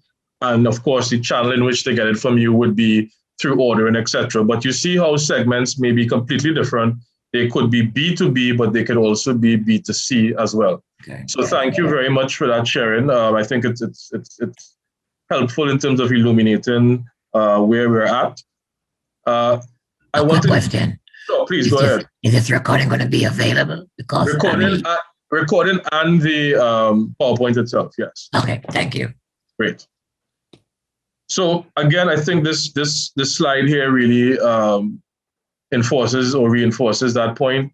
Differences between your end users, how this particular business may have been seeing the retailer as their customer, and now that has shifted or will be shifting to a different audience. I think hands are raised. Let me see. Chat participants. Trisha. Yes, just one question before you go forward. Mm-hmm. So if you could go back to the canvas, please. Sure. Right, so in the customer segment, when you bring, like one of the examples, you had 3 different segments. Are you then going to do the other template you showed with? Oh, yeah. So for every segment you identify, you need to identify a specific value proposition for each of them. So that's why you see the kind of color coding in this particular example: blue for blue, orange for orange, green for green. That's one way to do it, where essentially you may have a segment that a value proposition that provides a gain or relieves pain, or both. You may find that in some cases you may, let's say a hungry person, for instance, the gain here is that you get your favorite nearby restaurant in a few clicks. But the pain is also there, right? Which is hunger. Right? If you don't, Trinidad and Tobago's context right now, where do I find food except grocery? So the pain point is I need to jump in a car, drive, sanitize, mask up, get inside there, hope that there's food remaining because I don't know, right? So that's a pain point. But the gain point, of course, was convenience.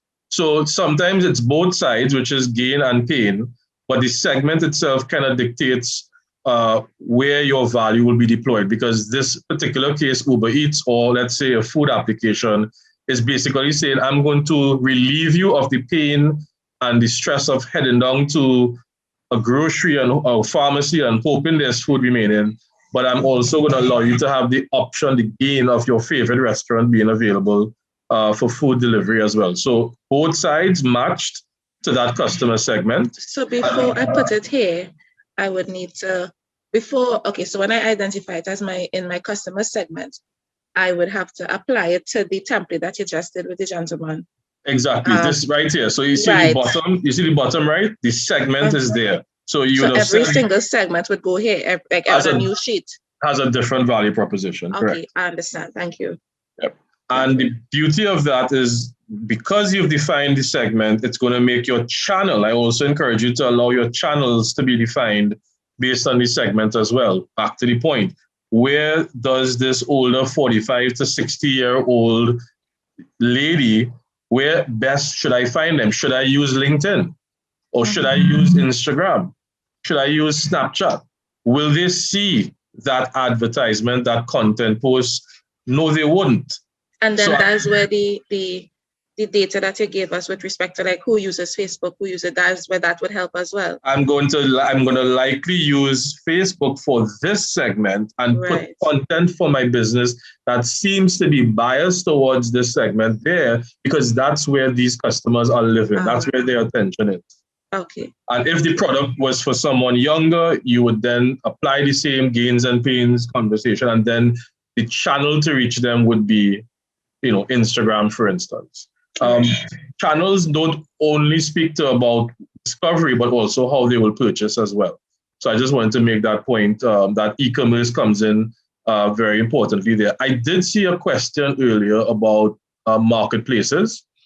I'm just going to make a general point about marketplaces and my own concern about them, borrowing from my experience with the hospitality hotel industry. If we think about it, when we are searching for, let's say, this is like talking about vacation is like talking about or travel is like a urban legend now. But assuming that you were planning a vacation for 2024, and you wanted to stay at a hotel in Chicago, or you wanted to stay in the city of Chicago and see the Bean and different activities there, where would you go to look for accommodation options? Would likely be a technology company called Expedia.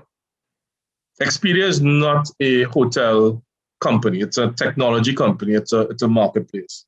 And over the past 5 to 7 years, many small hotels, medium-sized hotels, independent, non-chain hotels lost their identity, lost their brand, simply because they listed on a marketplace and relied on those traffic generations to get business.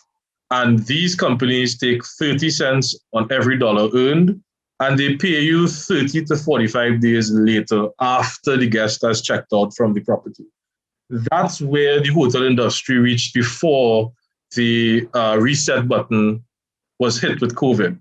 And I'm encouraging all of them to now use all of the tools that, in my view, has democratized their ability to target customers, to develop their own branding, and to reach out to that preferred customer and do it in a way that can really build authentic communities and followings going forward. Yes, you may need a push in terms of traffic if you are rebuilding or launching a new product or service, but please try to build as much of it on your own organically. Resist that urge to have an interface or an overlay onto your brand, especially in early times and early years. Perhaps channels of that nature can be useful later on when you have an established brand and you use it for additional traffic. So there are well-established businesses that still use Shopify and other locations as a channel, but they already have a book of business or a community that buys from them at present. So let's not really get confused about the both as being bad or good, but really it's a timing thing. And I would much prefer that SME owners put in the work and own that IP and that development earlier clock. So again, I'm going to put in the link shortly, a short 9-minute video that's carrying you through the entire business model canvas process, customers all the way down to key partners, etc. It's just 9 minutes long with 9 building blocks. You can pause it along the way. You'll have the physical documents, the value proposition documents. You can actually put in this information with the outcome being a digital business model that you've created. I want to make a quick concluding point on the need for structural and HR adjustments.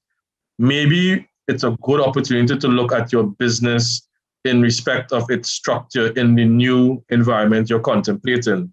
The person who may have been your CSR before may need to be more of a digital or customer experience officer.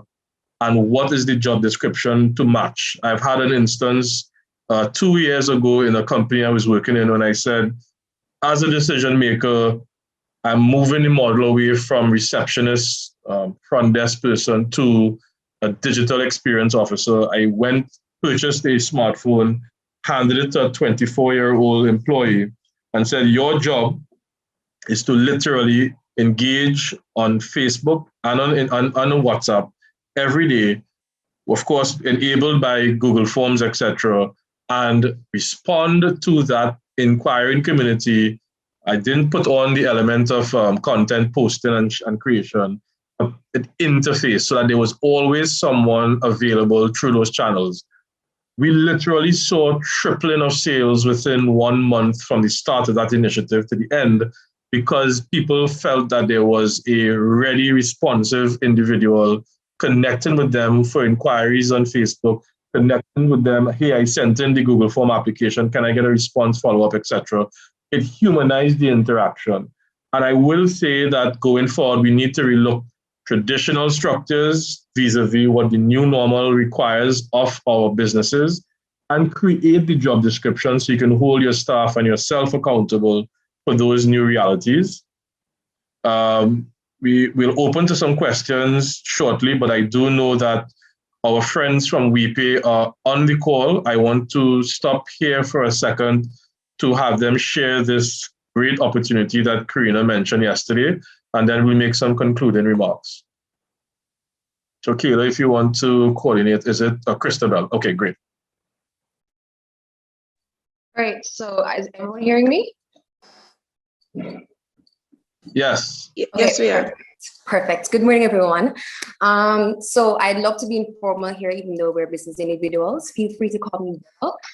I'm Christabel Brown. I'm actually the We Shop's general manager, and I'm actually based here in Jamaica. But even though we pay Trinidadian fees, let's get that straight off the bat. But again, I'm very familiar with the Trinidadian and the Caribbean MSME market on a whole. So as I'm young, I have seen the need of where persons need to get online. We're really tired of ODM for prices or a bank transfer.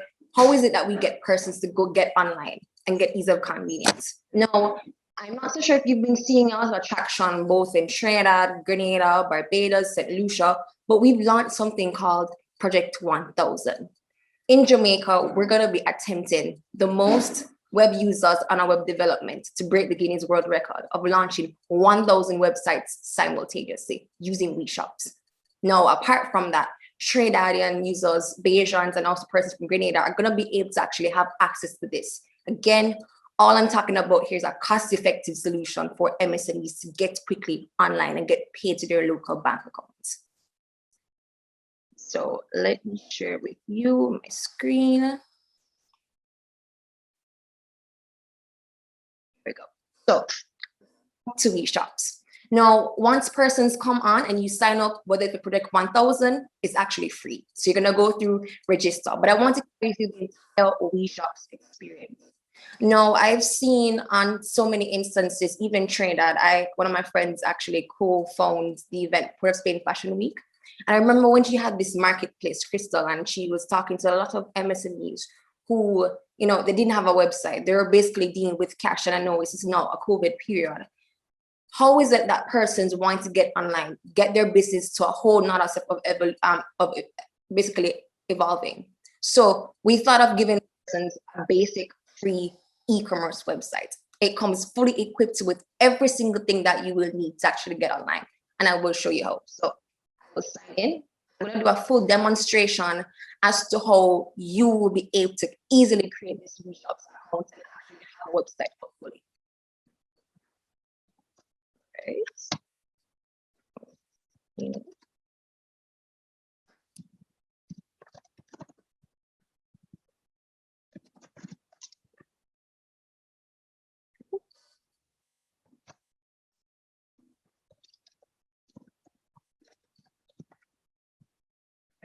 Again, I would have just basically created my WePay account. Now, once you go to this aspect of your control panel, you're going to be doing simple steps.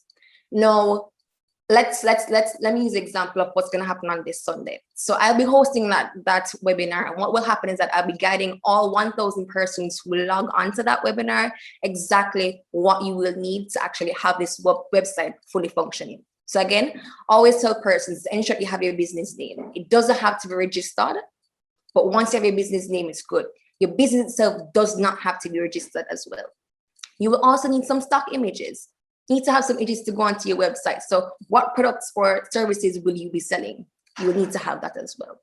Then you can always have a website that has images, that has about you, but the real issue is, how does your website become fully e-commerce? And that's how WePay comes in. Now, what we take in the liberty to do, again, this is not only for Trinidad, but also Jamaica and other Caribbean regions where WePay is present. So we're giving you a lowered KYC to ensure that you can actually come online, still create a WePay account, still get paid to your local bank account in any region that WePay is currently at right now. So let's go through and let's design our WePay or WeShops account. So I'm actually going to be creating a makeup store. Into Carnival, because I mean, I'm a Carnival baby. And again, you have the options here of sizes. So again, it's very detailed in showing you, the MSME, exactly what you will need to actually cope and actually fit the look of your website. So again, go on design and enable, center the images and the product frame. Display the images. Let me first go through the dashboard. The dashboard itself is where you're going to be able to, of course, add your store to our website. So one of the things is that you don't have to have a domain name to connect to this website. At the end, it's going to have .shop settings. And once you're able to connect your WePay account to this website, it means that you're fully able to go online and to collect payments. So website design. Edit my setup while we're here. Carries me to another screen. All right. So let's enter the settings.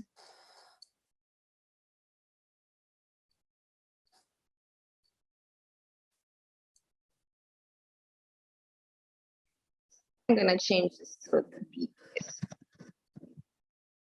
Because I don't want to just yet in my own domain. I just want something temporary until I actually do so. Save. Feel free. I don't mind this to be an interactive session. Feel free to ask all the questions about WePay, about WeShops. Ask away. Okay. So the themes. I know that there are different businesses, different regions. So based upon the themes that are here, you're able to actually tailor whatever themes best suits your business. So I'm going to go into health and beauty. And I think I'm going to be using this one. I use this thing.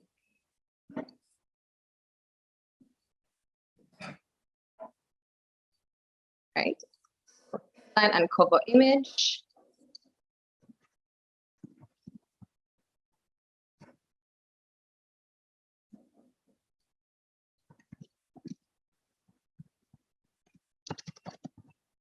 Description, that's exactly how it will come up. Now I have the option of choosing the cover layout.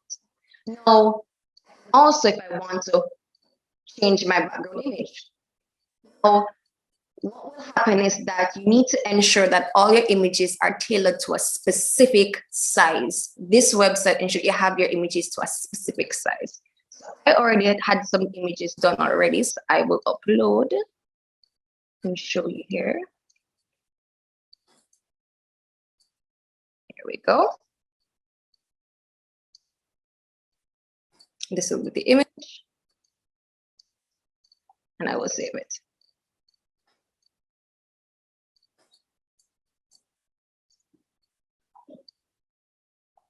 So I have an option where I can actually select shop now. And once you select the shop now, it actually carries a person back to go to your website and actually look for products and or services. So let's go back. Store itself, you're able to customize your store in terms of like information, number, email address, where it's located, the company's mission, about kind of make the store very personal. So the dashboard. What I want to focus now is actually adding the items. Do note, even though I'm doing this on a laptop, what comes with this website is actually an app. And I know that business persons, I know you're not going to be able to physically be around a laptop to actually manage your store, your e-store. That app is both Android and iOS based. You're able to, of course, upload your items on your phone, manage your store. So let's say argument's sake, some of your items become sold out or the product is not yet available. You're able on that app to actually disable or enable the products as well. So let's add your products or services. So what I will do. Question, please. Sure, you're free. Are there limits to like how much could be uploaded or anything like that? Good question. So there is a limit to 100 items. If you'd like to have more than 100 items, you can actually make that request. Okay, thank you. So all I've done a while ago is putting the amount of pricing and so in the name. I simply go a product. It's as simple as that in a couple seconds. Play on my website. Save. Correct. I can go back and check into my products, and I'm going to see Primer here. I can go back and disable all these items, and they're not going to be reflected on my website. What I would do is actually show you what the website will look like and see how it looks in real time. So once I select shop now, you'll see everything come up. Give you an idea of all the items that are currently available. And I've just added the primer. You're gonna be able to see it right now coming up. So all the items you'd have added, again, it's not only available from a laptop or a desktop, but you're able to do this on your phone as well. Once the images that you have are in the correct sizing images is needed for the website. Now again, I just showed you a while ago how to change the name on your domain if you want to use the current available domain. I've just showed you how to add the information to your website and of course, upload a product.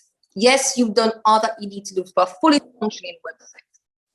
The real crucial element is that what you need to do is to get paid. Again, this is where WePay comes in. So what we've done is that, and I know if you're very familiar with WePay, we have two types of accounts. most businesses, as I mentioned before, most businesses are not registered. So we always advise those persons to sign up for a personal account. Of course, it has limits, but you'll be able to still collect your monies to your local bank account as well. It also will be efficient for your business account as well. Once you submit the necessary KYC information, you're good to go. Now, payment. This is the crucial aspect. This is where WePay comes in. I'm sure if you're very familiar about the WePay model, the fee structure is what's important. Now, with all other solutions in the space, normally the case that you actually pay for a solution upfront, you pay to actually have a payment gateway integrated into the website, and you pay to start on a subscription. What WePay has just done for you, and I've demonstrated, is that you sign up for a free e-commerce website a while ago on WeShops. You sign up for a free WePay account, and you're gonna be able to connect your WePay account to this account. Settings, I'm gonna edit my settings.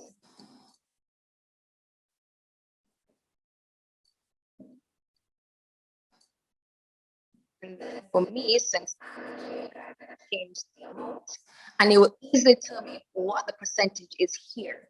So in Trinidad, and I would have been signed in from a Trinidad account, and I'm able to see what that percentage is.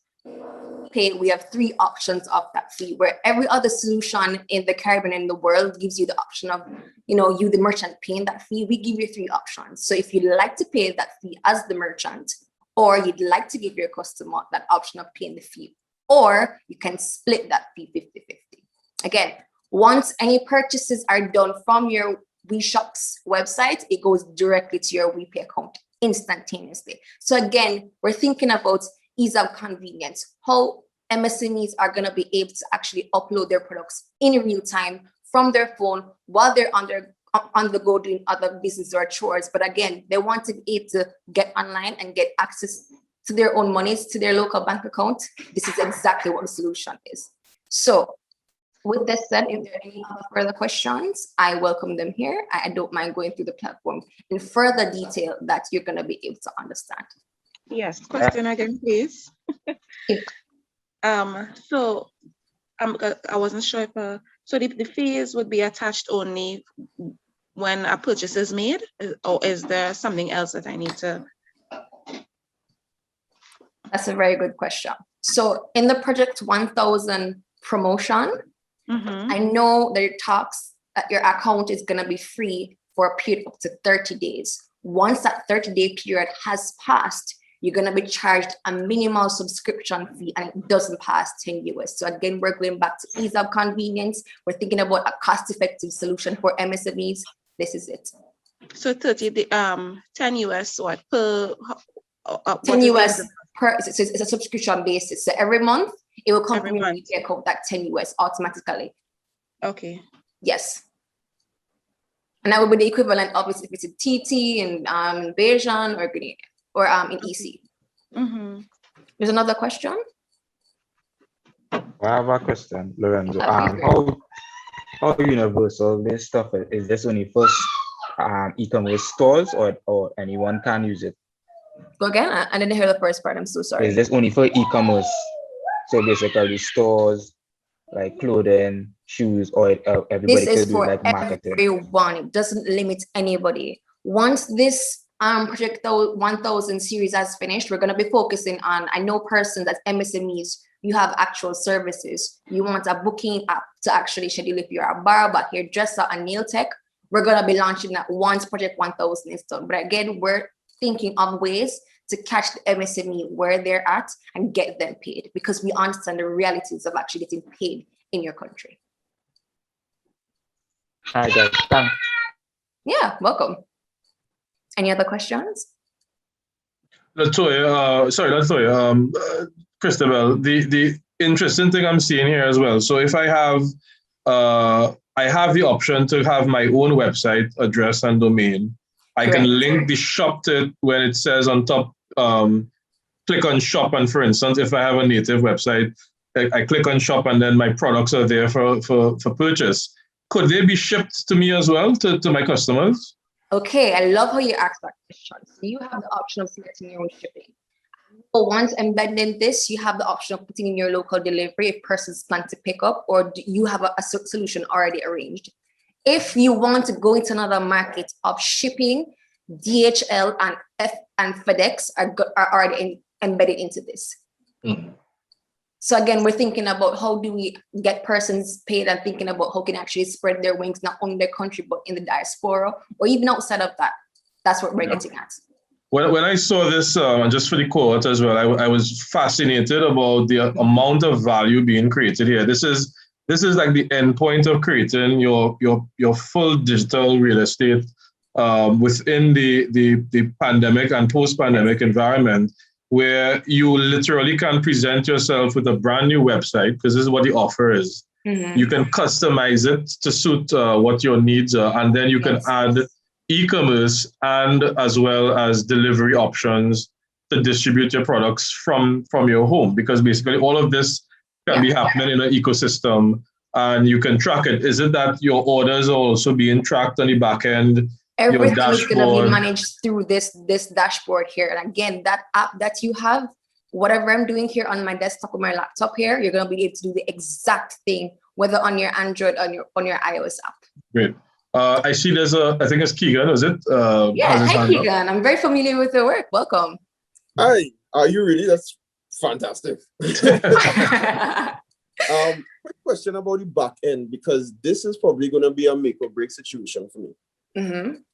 You said, well, I don't know if I saw properly, but I saw 4.25% plus USD. So the rate there, just to clarify, that's Jamaica. The Trinidad rates are different. It's 3.5 for Trinidad. My apologies. I'm so sorry. That's fine. So that's 3.5 TT plus the US? 3.5 TT plus, I believe it's 0.25. I'll double check on that cost and let you know. I actually can find you and communicate with you direct. Because I'll let you know. But I'll let that let you guys know the directions. For you guys, the information is on WeShopsCaribbean.com. There's actually a tab that speaks to WeShops, and then you can actually tap on it and see what the fee structure is. Right, because as is right now, and this might get a little bit confusing, but as is right now, you're implying that it is free subscription for the first 30 days. For the first 30 days, correct. Then it's 10 US after. Correct. Right, so it's 10 US a month plus the 3 point something TT plus the US.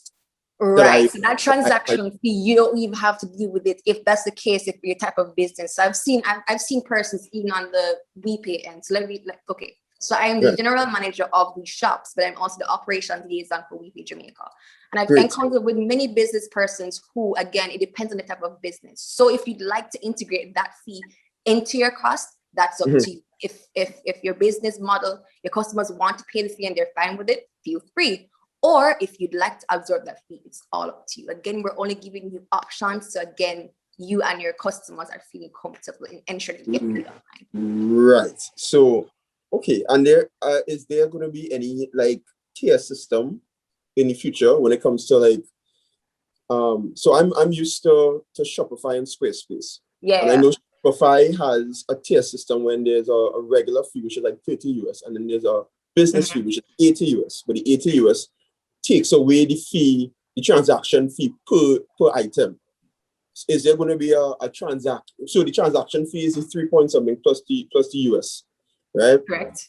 Is there going to be a tier system in the future when it comes to a way to take away that transaction fee for higher subscription fee? I know that's in the works, but I definitely can't speak to anything of that nature just yet. But what I will do is that once information is ready, I will let you all know for sure. Okay, just trying to make sure. No problem. No. Let me tell you, I'm definitely all for businesses. Like, I'm a small business owner myself, and I test the WePay platform just to ensure that, of course, whatever I'm experiencing as a business owner, I would like the same for persons as well. And touching on something that I believe Brian mentioned earlier, it's more about promotion of your platform. And I've seen you as well, Keegan, do very well with this. I actually subscribe to your notifications.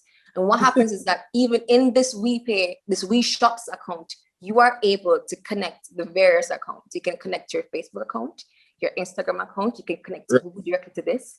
You are able to do both Google and Facebook ads in this and manage your ads entirely from WeShops.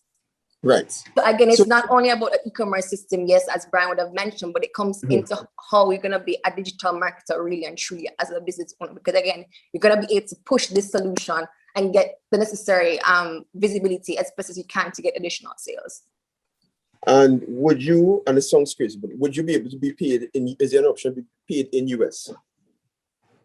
For not for the personal account, but for the business account, yes. So if you are let me just think if you're existing user. So on the TT side, if you're Trinidadian user for personal accounts, only your TT accounts are allowed. If you are a business account holder, however, you have the option of using both TT and USD. For Okay. Jamaica, we actually have both TT and USD for personal and for business accounts. Okay, just making sure, because right now I have my US based accounts and everything, but this will either make or break if I can be able to make the matriculation to WePay. Because Gotcha. personally, I'm not really too much of a fan of WePay, but I really want to integrate. I want to find ways to integrate into WePay because the business model is becoming bigger and a lot more manageable for different types of accounts and different types of people like myself, who is local, regional, and international. And I thought that I really find that bridge between the regional and international for me kind of wavers with WePay. But this situation right now is kind of making it a lot easier to integrate. So I'm looking forward to it. Hopefully there could be a way that WePay and my brand could be able to work. And yeah, I like the information so far. Well, to Quality Affairs, there's actually a designer that you and I both know, Ayana Dixon. She actually does Quality Affairs because she's currently using WePay. So of course you don't have nothing to worry about.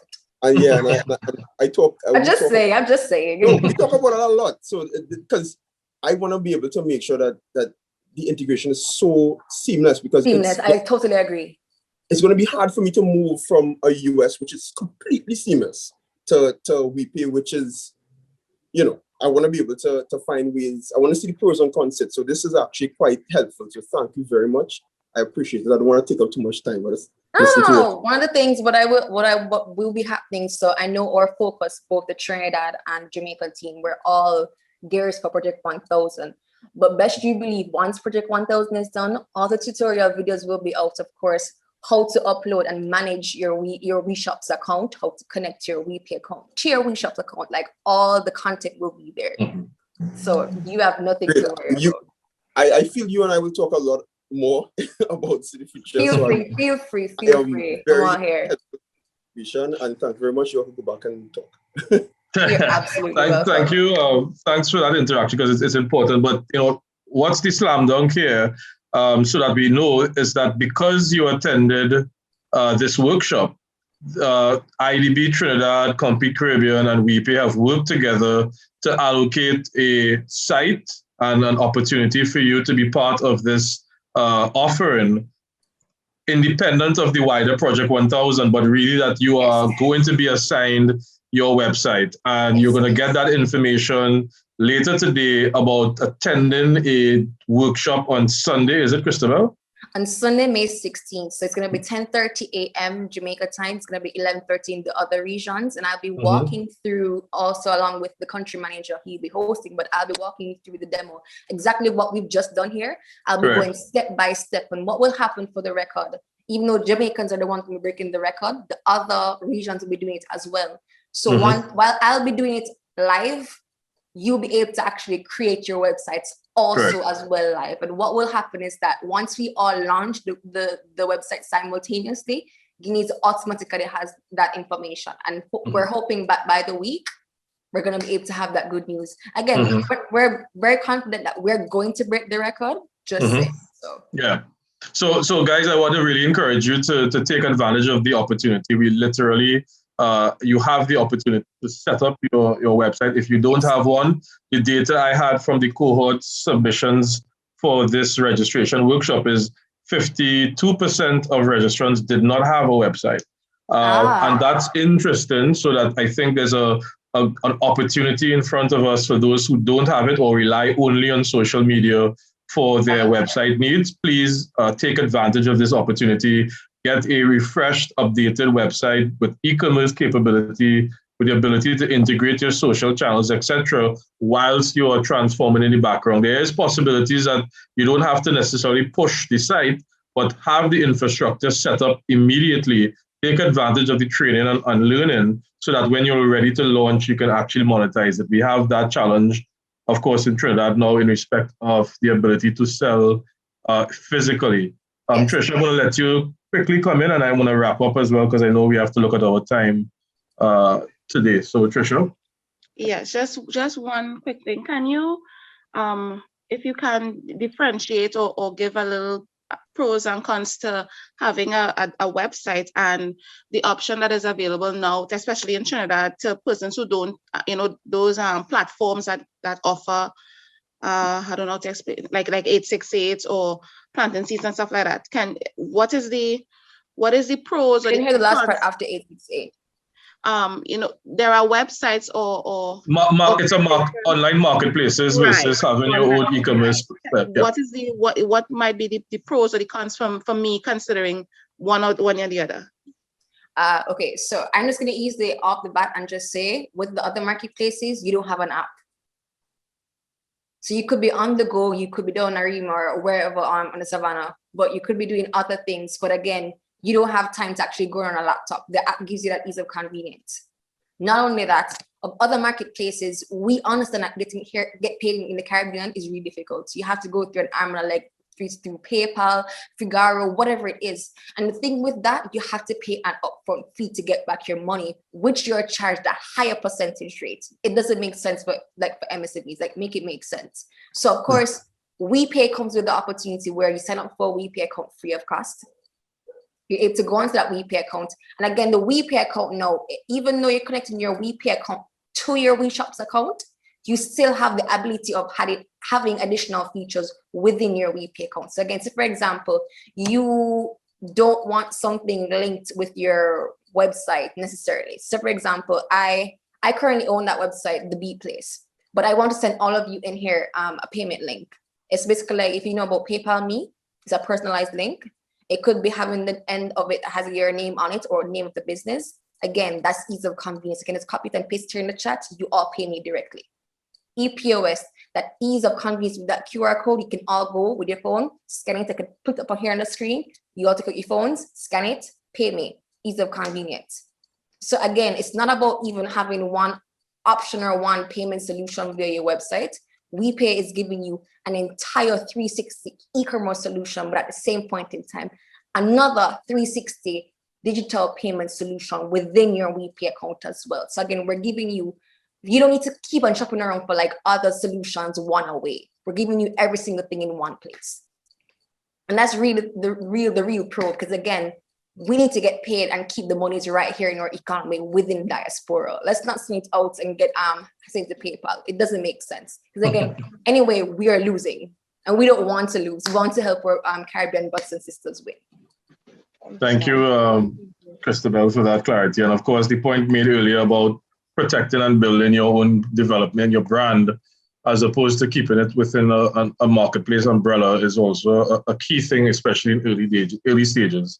I think we did a lot of sharing and questions, and of course, yes, presentation will be available. Yes, the recording will be available as well. I know those are two concerns people had, so they can interact with it.